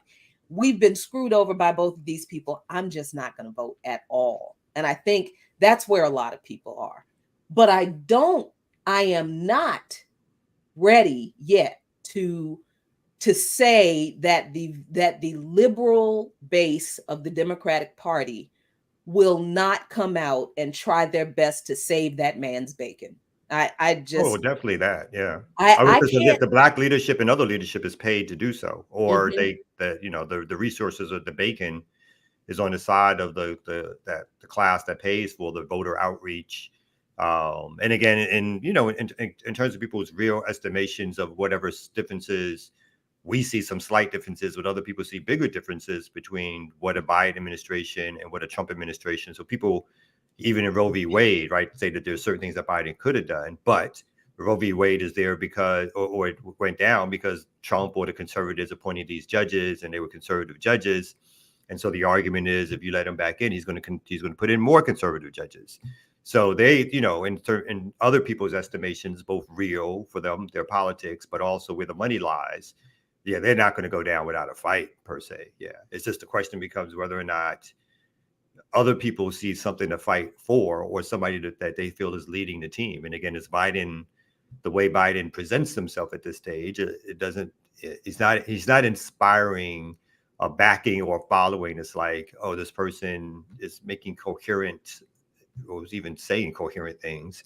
And so therefore, and again, it's all a charade anyway, right? Because we all know that the system works, whoever's president, right? There's things that work. So there's policies and ideas that are going to be put out there anyway, even if the president can't articulate them. I mean, Bush and Trump prior speaking were not great at articulating messages, and they couldn't claim age, or at least to infer that, whatever Biden is going through is the reason why. Doesn't mean the machinery doesn't work to push forth the policies that are the reason this person's in office anyway. So. Speaking of charades and stuff like that, I think a charade, right? I think he has two reasons he possibly could get in. 2 weeks ago, I think he made a call. I'm just saying, and also his relatability to black people right now. No. His relatability to black people, going to jail, getting shot at. I'm just saying. I heard that argument. Somebody was like, "Does this make him more related?" Getting shot. I was like, "What the fuck? Who puts that out there? Who was Probably Amber Rose thought of that. I mean, to be clear, I've never been that's not lie. I've never been shot. Let's put it that way. So, I mean, come on. Neither has the vast majority of black people who have not been shot, who have also not been shot. Jail. Pretty much intact. Well, not entirely. Did y'all see Don Jr. last night? Did you Oh, see yeah. his crooked coke mouth come out like 3 times? Oh. He was trying to talk. And Yeah, all the of a sudden this Bobby. shit went sideways. I said, nigga, you need to lay off that powder, my Ooh. guy. Wow. Yeah, that Bobby Allegedly. Brown Allegedly. jaw. Let me find Allegedly. out. He totally was Bobby Brown out there. Oh, speaking of, we're gonna go ahead and take a quick break and Bobby Brown. Anyway, we're gonna take a quick break and we're gonna come back with some more. We got it's 9:15 around these parts. We got 326 people watching live. Where big up is to all you. everybody? Where is everybody? We're not on Twitter. It's the Twitter thing. Twitter usually gets us another 200 to 300 people Yes, yes. that watch live. Mm. Yeah. Yes. That's why. But So- I thought we had a big YouTube crowd. I thought we would get like 4, 5, 6 hundo in the YouTube. Now with the YouTube and the Twitter, usually we get like the live audience is the concurrent is like about 5, 6, 7. But we'll get it back on the reruns. Yeah. By the end of the day, we'll have like our Our upwards numbers. of 1,500, 2,000 views per video Exactly. for the Remix Morning Show. I mean, we need to do a better job of putting that out there to get other people to watch, but that's on us. That's I on just us. like I like it when we have a big crowd in here. It Well, we have to. feels- Maybe we got to pay for the. Y'all gonna have to give Elon Musk some money. Then. No, we are not giving No. Elon Oh, okay. There it is. lithium He said he's cool going to driver. donate 45 No. million a month. No. No, No. We'll just post the watch over here on YouTube. that's There you Right. go. There you That's go. All right. right. All right. Let's go ahead and take a quick break right here on the Other Than the Remix Morning Show. Let's go.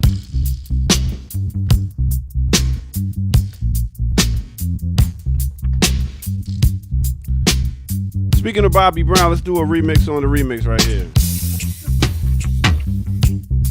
The Ronnie, she's a sweet little girl. If you treat her right, feel nice and hold her tight. One by one, tenderonis can give a special love, a special kind of love that makes you feel good inside. You believe in love and all that it can do for you. Give it a chance, girl. Find romance. If you find a tenderoni that is right for you, make it official. Give it your love. Mommy and daddy, she's my only love. She's my only love. All right. There we go. A remix on a remix. Taking you to a certain year of 1981 with the man them called Ika Mouse off his album Why Do Them. This song is Ganja Smuggling. Mixed with a little bit of 1988. We talking about off the album Don't Be Cruel, Bobby Brown. And the song is Tenderoni. All right. There you go. A little mix up, mash up on the Remix Morning Show. Now, as you know, we shall get back to our host with the most. Make sure y'all hit that like button and subscribe if you're new to the channel and see how we gets down over here.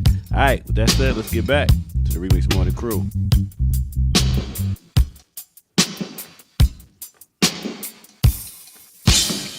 Early Sunday morning, it was a big contest burning. Yeah. In a the mud, me Yes, yes. That was lovely, Air Doctor. Thank you. was That nice. was very nice. Okay. You're really good at this, and it's annoying. And I'm very annoyed at how skilled you are at this because I hate mashups, and I really enjoy yours. So well done again. Thank you, man. Thank you, man. Big up to Ika Mouse. That was one of the top champions back in the 80s when it came to reggae. Yeah, Ninja Man, Ika Mouse, Buju, all them. Yeah. A great era for reggae, the Mhm. 80s. Also a great era for like salsa music and like Celia Cruz and woo, that Cuban and Puerto Rican shit with the horns and the congas and shit. Woo, that shit goes in. Spread the older stuff. I love it. All right. Well, that's what it is. I catch y'all on the next break is when we come back. Me and Kim gonna have a little break and we're gonna talk about this new Pete Rock CL Smooth album. So I'll see you Nigga, next break. Common. Shout out to CL Smooth, but Big CL up. Smooth is not on the project. I Yeah, know, yeah, I he know, got replaced you're by right. Common. Yeah, pretty much. Oh All my right. gosh. The other light skinned rapper. I Yeah. was just gonna say he replaced one light skinned rapper with another light skinned rapper. Mhm. Speaking of, like, can we play like a little Amber Rose? Did y'all do all that? Can I do a little Amber?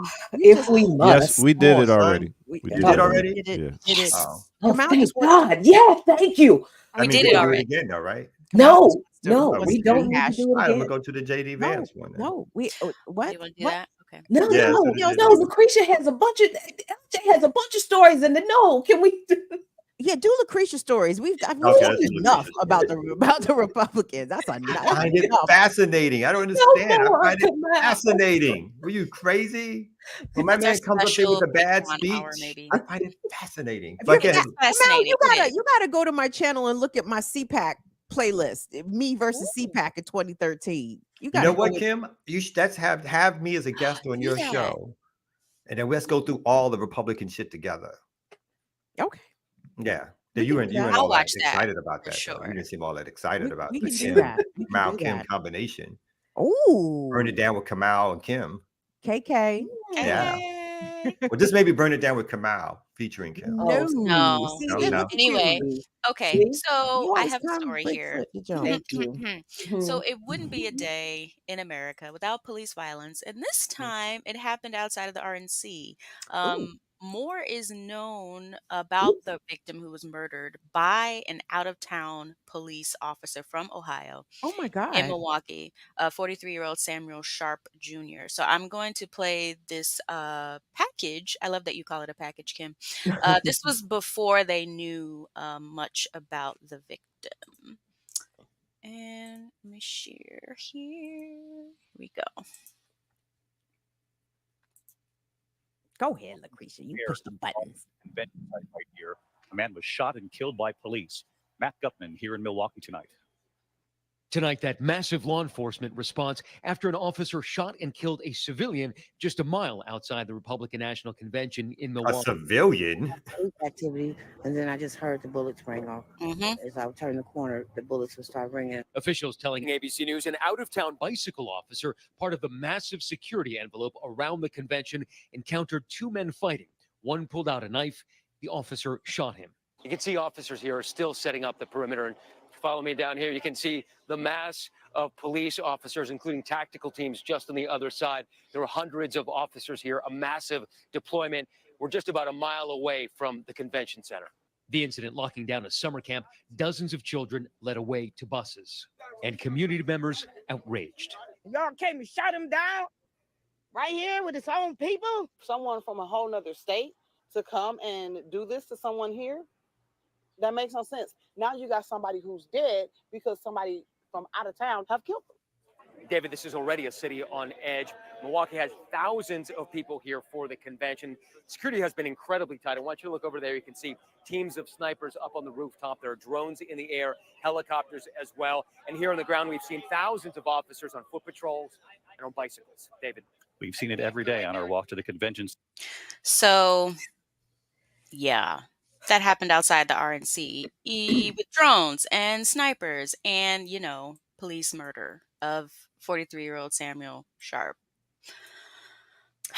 So they killed somebody who had nothing to do with the convention. Yeah. The convention cops basically ventured off and decided to kill somebody in an argument, and it had nothing to do, wasn't any political violence, it wasn't any threat against them. It's some bicycle cop, and now they're trying to play it off as if it was violence around the RNC when it had nothing to do. It was like about a mile away, so it had nothing to do with the RNC whatsoever. And the fact that even in the thing they called this dude a civilian, and this is the mindset, right? The mindset. You mean a so-called American citizen? You mean somebody from the community, somebody from the neighborhood? So you're either a civilian or a combatant, I guess. And Those basically, are the two. those are the two now. That's it. And but the lady that they interviewed, she hit it. She hit it on the nail. She was like, some cop from another state can come here and kill one of us among our own people. And that's okay. Like, what the? And of course, if there is any kind of investigation done, which I guess they've done it now, they're like, oh well, yeah, political Exactly. violence. It's well, yeah. And that's just go on back on your bike and patrol and keep the civilians in line. Mhm. Oh my God, this is It, America. it reminds me of a somewhat similar incident. So in the weeks after Breonna Taylor was murdered by Louisville police, there was a lot of demonstrations, et cetera, protests in the area. And the Kentucky National Guard had been called into Louisville.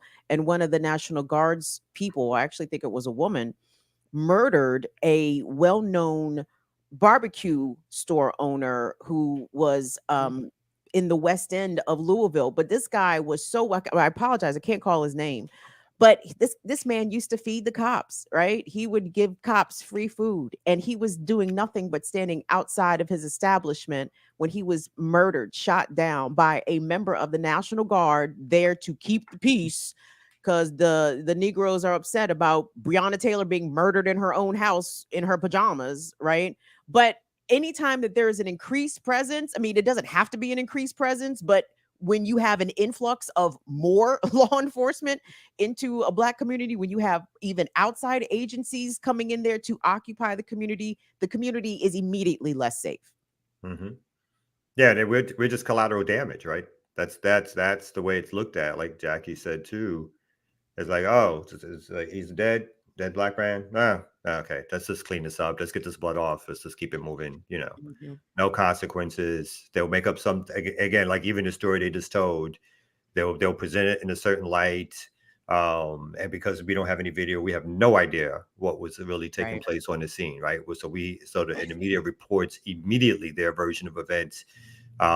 Someone had pulled out a knife, and so that justifies the shooting kind of thing. We have no idea that person had a knife or not. We have no idea what was going on or not. But that's the story that's out there. That's the story that like people like us are left to react to. And so that's what we get. And then again, it always puts that doubt in people's minds. Like, oh, somehow this person might have deserved it. Or why did they have this or why did they have that? Because the only version of events we get is from the people who actually were doing the killing, right? And it does remind me of like every time Israel bombs someplace, kills like 200 civilians, 200 Palestinians. The idea is that, oh, we were going after some leader of Hamas. It was like, oh, okay, that justifies everything. Right. So they lead with their narrative. We all follow that narrative. That's the narrative that's stuck in people's head. And again, we have no idea what actually happened, except that we know that some cop killed somebody, right? I'm also curious what this I'm sorry, Jack, real quick. What does this investigation look like, right? Because we all know the kind of protections that law enforcement has within their own jurisdictions. Police do not need to give a statement to other police, for a whole week, but without, consulting their attorneys in the police union or whatever. What does that look like for a cop that is murdered someone outside of his jurisdiction in a whole ass another state? Is this person also afforded the same protections of the union of the local agency? Is the Milwaukee, whoever the prosecutors and the investigators there, are they going to afford this cop? When they travel, they're given the same immunity as the local police because they're being called in. And you're right. It's very similar to what you said. Like each city or municipality would have its own laws, or states would have its own laws guiding how long it takes for the cops to have to discuss the incident. But you're completely correct. The cops will have some time to start reporting and saying, this is what happened, writing down on paper based on what they're told to say what happens or what they're led to say what happens. They'll say that. There'll be some confirming statements and or so-called evidence produced that says like, okay, this is the way it's happened. And unless there's some videotape, and obviously, as we know, even if there is videotape, sometimes it doesn't mean that some real investigation is going to happen. So what's really going to happen is there's going to be some interviews. The cop story is going to be taken. The cop is going to probably be given desk duty for a while or pulled off in detail for a while. And again, unless the family hires an attorney to look further or deeper into it, not much will take place other than, some dead civilian or dead suspect. Is just that's it. That's all that happens. And unless the only positive thing sometimes is that their stories are so terrible that with any sort of uncovering of what happened under the rock, you can see, that doesn't line up because they said the person was shot here or shot in this way or shot there. and the trajectory of the bullet showed that was not the case, that the person had their hand up and they were shot through their hand and then that went through their body kind of thing. So usually when I practice, well, the first thing you do is get your police report, what they say, and then you start looking through that, and based on what happened at the scene, other eyewitness testimony, other things you find out about the person in terms of were they right-handed or left-handed? Were they at this space or that space? Which begins to paint a better narrative or better story that says this doesn't ring true. But other than things like that happen, it's basically going to be filed away as this person was attempting to harm somebody else. The violent officers stepped up and saved somebody's life and blah, blah, blah. And that's going to be the story that's being told. So there is an update. There is body cam footage, which I didn't show, but the police officer, so the police chief, a black man, has released the body cam footage, and it's not one now, but two. And so I'm going to share Two this. what? Two officers from Ohio. So yeah, the body cam footage is there. Police from Ohio fatally shoot 43-year-old Samuel Sharp Jr. near the Republican National Convention. Ohio police officers now, who were in Milwaukee to help with security at the RNC, shot and killed Samuel. The officers from Columbus, Ohio, saw a man with two knives in an altercation with an unarmed man and went to intervene, said the police chief, a black man, Jeffrey Norman. The suspect refused commands to drop the knives and charged the other man, and five officers opened fire, killing the assailant, according to the chief. Someone's life was in danger, says Norman. These are officers who are not from the area, took it upon themselves to act and save someone's life today. Oh my God. Two knives were recovered at the scene, Norman said. So there's the police chief. The shooting, that part I wanted to skip over. Wait. Hold on. Look, yes. For clarity. Yes. It was 5 officers that opened fire, or this man, or he was shot 5 times. I'm sorry. It says there were 5 officers open fire now. That's what it says.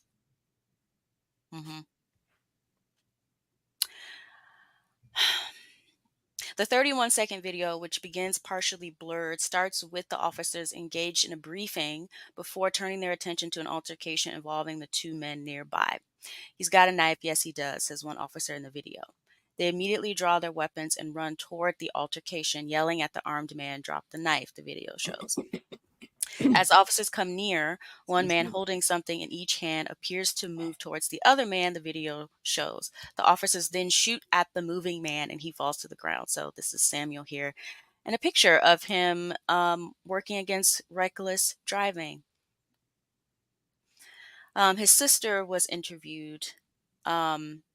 She said, Angelique Sharp, "I saw the body cam video. If they were concerned about him having a knife, then tase the guy and take away the knife and figure out what's happening. When you're in a physical altercation, you're fighting for your life or in that moment. They didn't even give my brother a time to react to their commands." Sharp's sister, who lives in Milwaukee, well, actually, I want to go back to the paragraph before. It says her brother lived in a tent across the street from where the shooting happened. Although she's not sure what led to the altercation, she said on Saturday, Tuesday, her brother had told his family that some other men had threatened to kill him and his dog. She mentions that he's a devout Bible reader and lived with their mother until January, when he moved out with his dog to live among unhoused people and spread his faith. Wow. So a whole lot going on with this man's life that these pigs didn't give a damn about. He was a trophy that they came to Milwaukee to hunt. Right? And it could have been anybody because, number one, they had no business there. The convention wasn't. Do you understand how far a mile is away from a mile is a long way. That's not near anything. So they're a mile away from where they're supposed to be providing the security for. Those people in that neighborhood don't give a damn about what they're doing down in that convention center with the RNC. They don't care. They didn't care that day. They didn't care the day before. They care even less now. Now because these people have come into their neighborhood and taken one of their people. And now we find out this brother has had some serious problems. Sounds like mental health issues that he wasn't getting any help for that we know of. And it's just like this is what you're training. This is what the training gets you. This is what all this extra money. Remember Joe Biden's State of the Union address? Oh, we can't defund the police. We have to fund them to give them better training to handle these kind of situations. This is the better training. I don't even, what do you even say anymore? The more this happens, it's like, and to know now that this has expanded to not just one pig, but 5. Mm-hmm. And now you still know that nothing is going to be done, but you got these people in this community in Milwaukee now knowing that they are sitting ducks, not just for the Milwaukee PD now, but for every cop that comes into the city. And this is not new, folks. This is how the pigs operate all over the country, right here in DC for years. All of the police departments in this city, the police departments for all of the federal agencies, the FBI, the CIA, the Park Police, Metropolitan Police Department, PG County Police Department, they all have jurisdiction in DC. So remember, Kim, earlier this year, I think it was, the story about the Park Police pig who pulled the kid out of the car, I think, and shot the kid. Over here in Anacostia, Park Police. There might have been 2 incidents because there was another one with Park Police. Right, that's right. There was one in Anacostia, and there was one, I can't remember, but it was kind of like a wooded area. That was Park Police both times, not Metropolitan Police Department. So outside police departments having jurisdiction in another place, like Kamau said, that is normal. That is how they operate. Like DC hosts Police Week every year, and all of the police departments from all over the country descend on DC and have like a spring break for pigs. And used to be, they would come in here and the crimes they would commit would be wild. There would be rapes, assaults, thefts, and it was the pigs from all over the country committing, and nothing ever happened. So then the police unions had to start telling them, okay, y'all can't do this shit anymore. we can't give you that much immunity you can't keep going to DC and raping the locals. Right? If you look at the police departments in places like New Orleans, which are still corrupt as hell, the relationship they have with the police departments in other states surrounding, they have, especially after Katrina, they have these kind of mutual agreements where they give other police departments jurisdiction in their cities to respond to emergencies. And the police departments do exactly this kind of thing everywhere they go. This is normal. I mean, I just need all the liberals to stop playing in our face about why we need police in our communities, about the training that the police are getting. Look, they got all these non-lethal weapons here. Look, they're trained in the taser. They have pepper balls. They have, what's the shit called? The rubber bullets. You know what I'm saying? Listen, all these methods. And we got the body cam. See, that way we can find out exactly what happened. Well, what happened is that 5 trained officers decided to open fire on someone who was not threatening their lives in specifically. And I don't understand why 5 of y'all had to open fire on one person when you could have disarmed them. But again, the concept of hand-to-hand policing doesn't even exist anymore. Not to say that I want the police necessarily to engage with people physically, because we know that brutality and even murders can happen without police shooting anybody, right? However, nut up. You know what I'm saying? Nut up. It's 5 of y'all. 5 of y'all if they wanted to disarm this man without murdering him, they could have, could but they have. did Mhm. not Mhm. want to.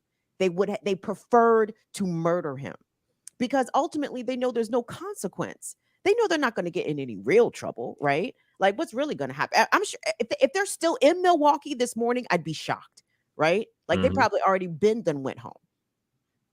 And are just going to Yeah. wait it out, play it out, get their union involved, get their representation involved, communicate, coordinate with this black police chief, that allowed these people into his city Mm. to murder one of its residents.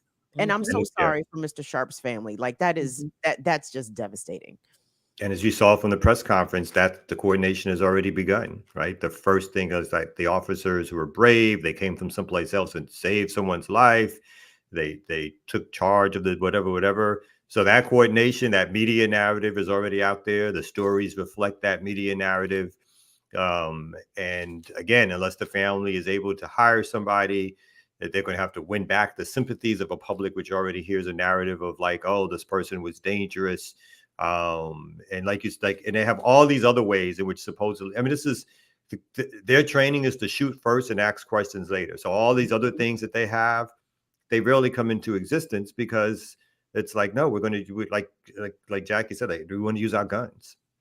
Exactly. That's what we want to do. That's what we Mhm. got them for. Let's just use this. You know what I mean? So Can I ask y'all a question? Is in a situation like this where it's a powerless person that as a victim of police brutality and violence, like is this the kind of scenario in which a Ben Crump kind of has some utility where he would bring at least attention to the situation, represent the family, try to do some monetary whatever, but he would bring eyeballs on it, right? Like we would all know this individual's name because this would be a national story if someone like Crump were to be involved. Does he have a useful function in situations like this? well, he has a symbiotic function, like the way Sharpton did, as in the way it's done is somebody of some well-known character comes in and does do the modicum of good. Is like they may say, look, there's another side to this. It gets the family to get attention. And even if they win, it gets the family some resources. But it's usually couched within a certain dance of this lone officer. These individual officers need to be punished. And punishing could be firing those officers, and it could be money for the family. But it's nothing around the systemic nature of how the police operate in our community. And it's like, hey, this one-off happens, and then when's the next one? And when's the next one? And when's the next one? And so that's why people, talk to either ambulance chasing or talk about it being a mill, because they're not there to change anything in terms of the dynamics about how these things take place, but they're there when these individual incidents take place. I mean, yes, I agree. Like they give light to it, and because the media does also is okay with the narrative of like, we can weed out a quote unquote bad apple, and then the larger system gets a hooray because it reacted to either a bad apple or somebody got money. And this is the closest thing that you can expect from justice. But no revamping, no looking at the larger system, no radical reforms whatsoever, no so-called defunding, no community and control of police.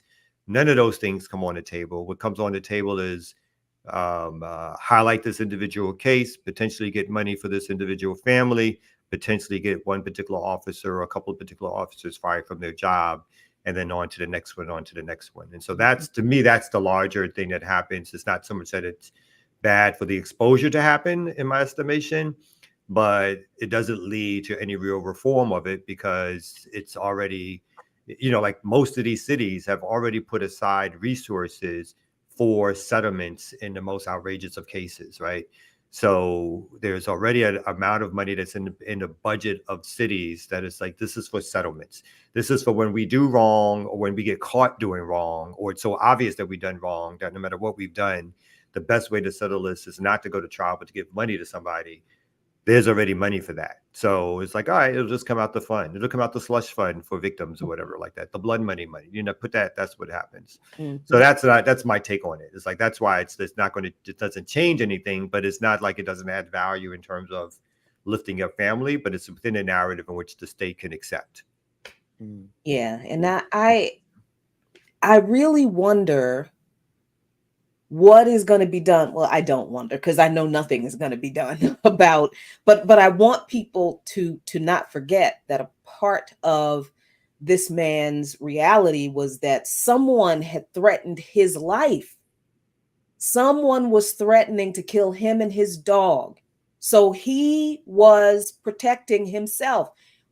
As far as we know, now that we know that, he could have been protecting himself from the person who was threatening him. But we don't know. We don't know that because he's dead. And there's no reason for that man to be dead other than the pigs were trophy hunting. So now the person who was threatening him to kill him, to take his life, where anybody going to look into that? No. Well, let's not let them look into that, because then they'll just arrest and kill somebody else. So, Yeah. but yeah, let's bring up the ear doctor. It sounds like it's time for a break. Oh, it is. It is. Oh. So Kim, stick around. We're gonna do a quick break, and we're gonna talk about some new music that came out before we get y'all into this weekend. Get y'all something to listen to. All right. With that said, let's take a break right here on the Remix Morning Show. Okay. All right.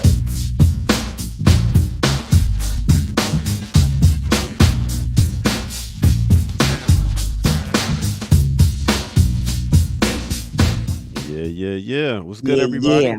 Welcome out. This is the Remix Morning Show. Go by the name of the Air Doctor. We got Kim Brown in the building. Lumpkins in the The building. Lumpkins in the building, yo.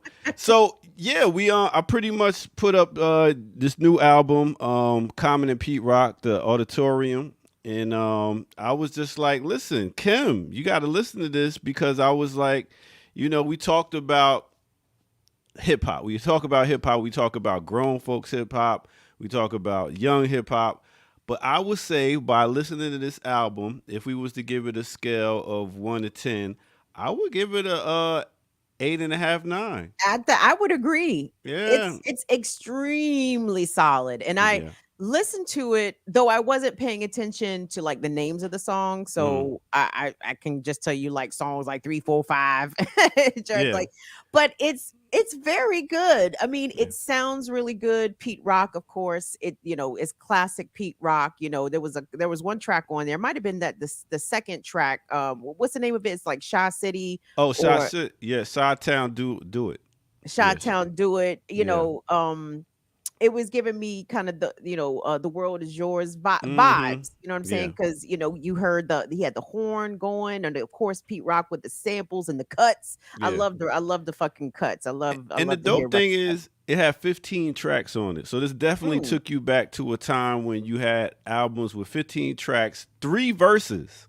Yeah. I mean, Common was coming with 3 verses. They don't do that nowadays. Like No. 3 verses, and he had only people he had on there with him was Bilal, who did a little Woo! hook. That joint with Bilal is a heater, Yeah, shorty. That that joint one. is a heater. He had Jennifer, his lady, on there for a track called "A God," Jennifer Hudson. J Hud, yeah. And only other rapper he had on there was Pasta News from De La Soul, "When the Sun Comes Shining Again," which was a very dope track. It was great. Yeah. I was very impressed with the album. Yeah. Again, I appreciate you, like, because you kind of urged me 2 times. Like, did you listen to the album? I'm like, all right. But I went and, Yeah. and I'm like, thank you, Ear Doctor, for encouraging me to listen to this, because it's good.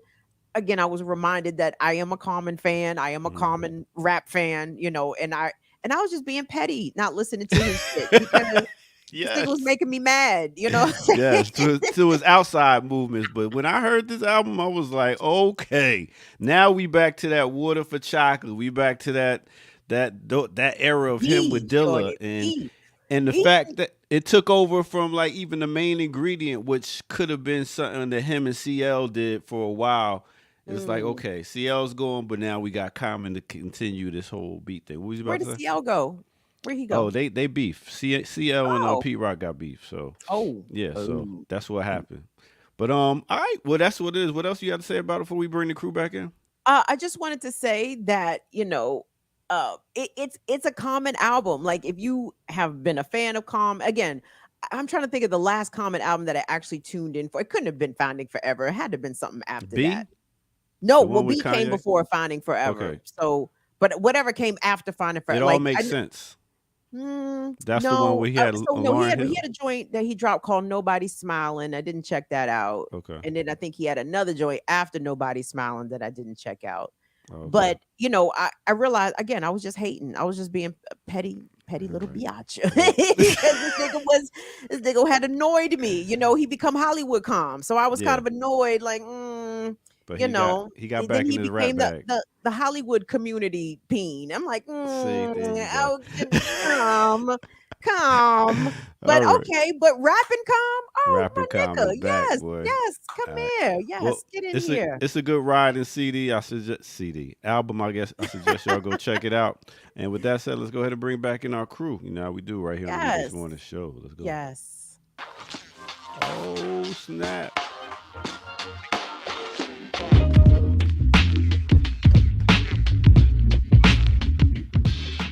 Woo.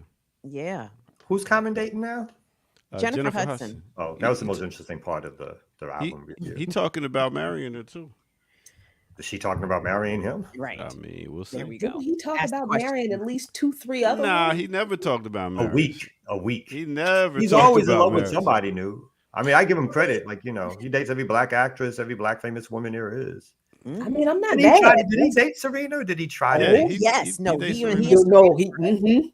Yeah. Yeah. But he was too broke for her. She was like, look, B.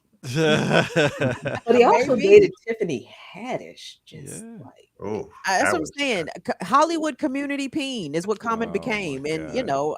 I guess I want better for him. But Why you know, wouldn't you, if you were a single man, be out here dating some of the finest women in the industry? I mean, come on. Tiffany Makes Haddish sense. qualifies as one of the finest women in the industry. I mean, I'm She not. ain't, she gonna- ain't offense to slacking, Tiffany. and she ain't slacking. I mean, she's fun, and the humor gets people all What the time. You humor? want to be She around is. somebody She's to not make funny, you though. I laugh. think she's But funny. she's not funny. Haddish is not funny. I'm pretty sure hanging with her and talking about people like y'all like to do about other people would be funny. Come on. Let's be for real now. She like, you see what that bitch wearing? Yeah, exactly.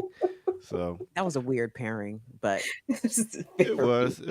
But big up to all my It's hip hop heads good. out there. Go it's check really it out. good. Shout out to Pete Rock.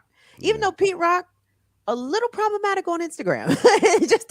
just a wee He bit. but is? What do yeah. he say? What do he say? What doesn't he say? He on that, ear doctor on steroid shit. You know what I'm saying? Like I don't like the thing where he came at Nas trying to sue him over. He came at Nas? Yeah, something about suing over the Illmatic album about his songs or something. I think Really? that was 30 years later? I think that 40 was years record label shit. So, What happened with him in CL? CL Smooth. yeah. I mean, they just had different, grew out. They grew apart. Artistic So, differences. yeah, probably something like Look that. at that. Hall and Oates breakup. Pete Rock, CL Smooth. It's like I listen, heard of the Hall and Oates. This. I'm, The I'm whites so are They fighting. broke up. I was like, They're not no. friends anymore. They're They're not only they're not friends, they're suing each other. Mhm. over. It's sad. I'm so No, Yes, the not whites are at Hall and war. Oates. Not the Not Hall and approved white man. No. Oates needs some more money to fix that mustache. You need some Hey, mustache cream. hey, you leave John Oates out of this. You leave He's him right. out of this. Whatever it is, it's Oates. Oates need to calm down. He has to know. He has to know what his role is. Y'all He has to better, know what his role- hey, it's hard. What was Oates? That's free money. And Oates Like, what was free was money. Oates? Oates stands for I got free money and I need to shut the fuck up and play the guitar when I'm told. Well, get that's to dance exactly in the what video. Daryl Hall is saying, by the way. And he's right. And he's right. That is Hall's argument. You know, Where's he wrong? I Where's can't he argue wrong? with that. No. Where's This he is where they wrong? messing up. First of all, I mean, no disrespect to the elders, you know what I'm saying? But y'all 75 and 76, y'all need to get this money together while y'all can. I'm sorry. I want to see Hall and Oates. I do not want to see Daryl Hall and his Merry Minions play. No, nigga. Hall and No. Oates. Nigga. Was Oates Puerto Rican or Cuban? What was Oates? I think he's like one of the spicier whites. He's like Greek or Portuguese. He's or something like that. Yeah. yeah. Or he might even be like, Spicy. white Arab out One of here. the I don't know white what he boys. is. All Hall has to do is get him like you're right. Get an Arab dude with a big mustache.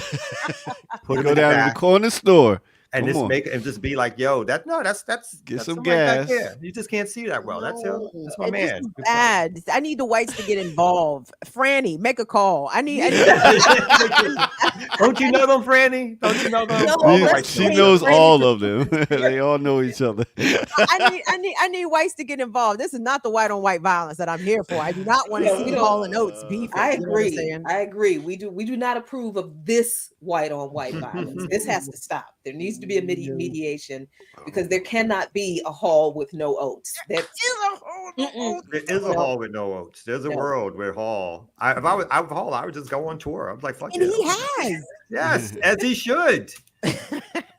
People Yo, forget this about is you forget on about my Oates list. 5 seconds after the songs come on. I mean, No, what? You remember his ooh that much? It's not. I mean, come on. But it's not the same song without the It's ooh, the ooh. same song. What song? Don't you talk Every about song. Oates like There's that. no song that Hall that Oates does that's name me one Oates song that he I let can't you- go that he for that, Kamal. Yo, I can't Kiss, he go led for so it. he on did the my lead singing list. on? Come on Man Eater when he goes, watch out. Yeah, I couldn't Yeah, listen to that people song say, without that Oh, watch out. here she comes. Watch out. Come on. The song isn't the same without that watch out sitting there. Right. Doesn't slap the same. We need that watch out. No. Watch out, watch out. Shout out. Can we shout out Franny French though? Franny posted on Instagram that she has COVID. Franny, I hope you feel better, Oh. baby. Oh, Franny. Holla at me, Franny. I got some herbs for you. Oh, Do shit. it, Franny. Listen, my ear is back, baby. Let's Oh. remember. Let's remember. Infection. Do It's people know it's that what the ear I said. doctor had an ear infection? Yes. Please let the jokes begin. Yes, I'm back, and I told you I was gonna heal myself, and that's exactly to what I us. did. How'd It's you an do What ear did you do? infection. What did you It do? wasn't I- like eye syphilis, dude. Jeez. What's the regimen? You How do you we done, do it? Jackie? What? Now let me explain what happened. I Did you went put ahead and hydrogen I peroxide did it. in your ear? Drained it out? Yes, Yes, warm see, water, antibiotic? peroxide. You took And after- antibiotics? No, I'm gonna take. I thought I was gonna have to take that stuff, but I said no. I'm going to fast, and I'm gonna do a raw diet, and I just did salad and smoothies for like 2 days. And you And think my I body- keep up your ear? My body was like, "Get this stuff out of me." Is that what Did you happened? do the Did you No, do the it was garlic the oil hydrogen in the ear? peroxide in the Huh? ear. With the that's Did you do garlic oil in the ear as you? I did a little bit of garlic oil, Just put a so I point did to shit in the your ear? I did the natural remedies. I didn't You go did through you the did like this, or you had a Q-tip? You had a Q-tip? no Q-tip pushes it back down. So you just flooded you your ear just with get a something? little bit and put it in the cap, like old school. You put it in a little bit in the cap. And you poured it in your ear? Yeah, That sounds nasty, B. and you can hear it. Really? You put peroxide on anything, you can hear. Yeah, so that's Not pretty much pressure in what your happened. fucking ear. So we fried that shit up out of there, Fried and, and you know what? It goes back to slavery. Oh shit! oh no. Now How does it go? we ain't got that much time, so I'm gonna wrap it up real quick. See, during slavery, Uh-oh. you know, they brought out these doctors and stuff because they was like, "Oh, nigga, you got to get back to work."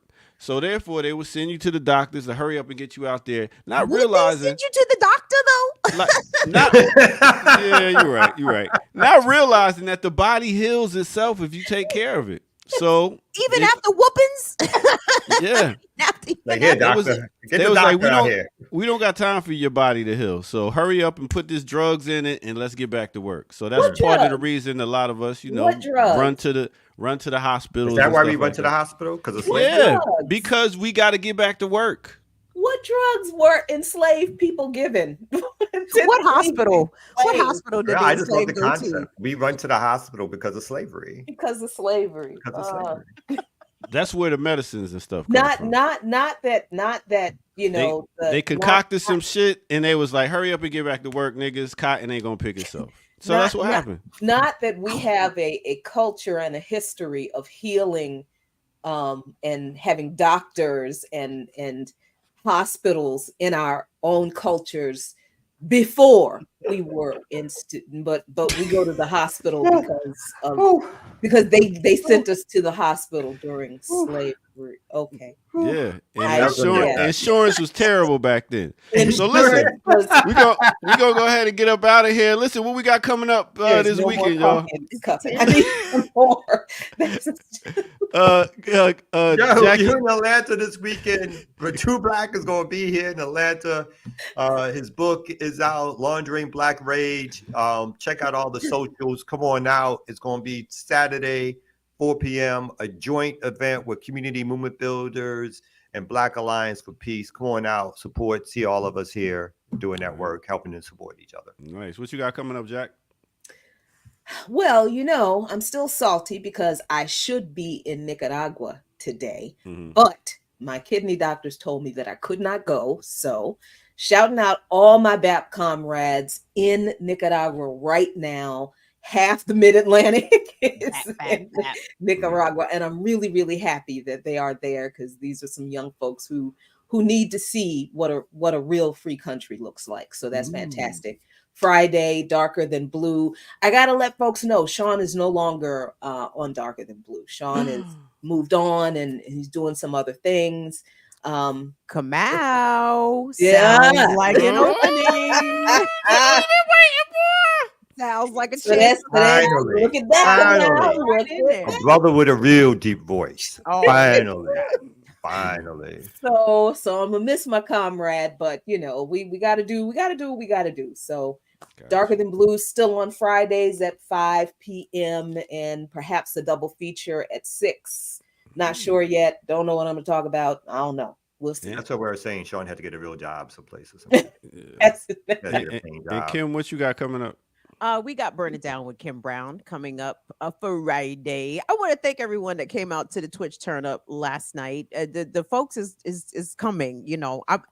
I'm so happy when I get 11 people showing. I'm like 11 people showed up. So thank you all for watching BIDWKB on Twitch. But tune into the show tomorrow. I have a disability story I want to talk about because Peppa from Salt and Pepper was unceremoniously removed from an airplane after she had purchased 2 tickets because she had a knee injury. She was in a wheelchair. She was removed from the airplane. And I want to talk about the ways in which disability and Black and woman, when them things come together in public, how nobody gives a fuck about you being disabled, about you being in a wheelchair. And this is a disability justice story that I want to bring to you guys. Right. LJ, who you preaching to this weekend? Oh, you're on mute. So you ain't preaching to nobody right now. Here we go. I'm preaching to my home congregation in Chicago. I actually have to write my sermon this weekend. But what you preaching about? What you preaching about? So I'm going to talk about revolutionary imagination and like how we need to actually not be, propagandized out of thinking of solutions for the future. Like we have the answers that we need. And also I'm going to Venezuela to be your on the ground correspondent next week. Yeah. So yay, send me good wishes as I try Tickets to have been purchased. Tickets have been purchased. Everything is good. I know we're going to talk about that online, but making sure. Everything's done. What's the good thing you can bring back from Venezuela real quick? I don't know. What did you bring back from Venezuela, Jackie? Besides the heat rash. Sir. The what? That'll heal itself. That'll heal itself. Yeah. Over time. Aloe vera oil. I mean, it does help. But go ahead. Yeah. Now, when I went to Venezuela, the thing that struck me the most was they have a whole museum on the reversal of the 2002 coup and how that whole a U.S. backed coup was reversed by the people of Venezuela. You've got to go to see and when you go, LJ, you have got to go to the fort, to the Fort Cuartel 4F, which is where Hugo Chavez is buried, where his body lays in state. And that museum is a part of the fort.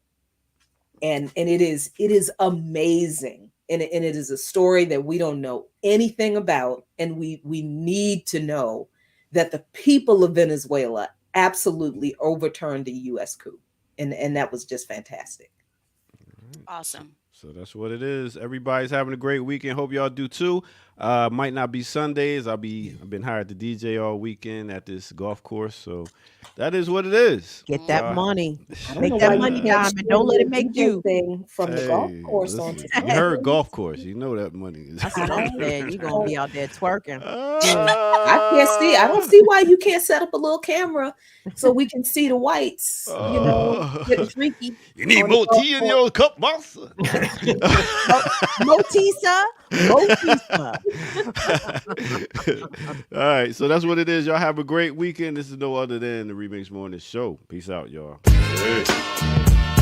Hey, Nitto.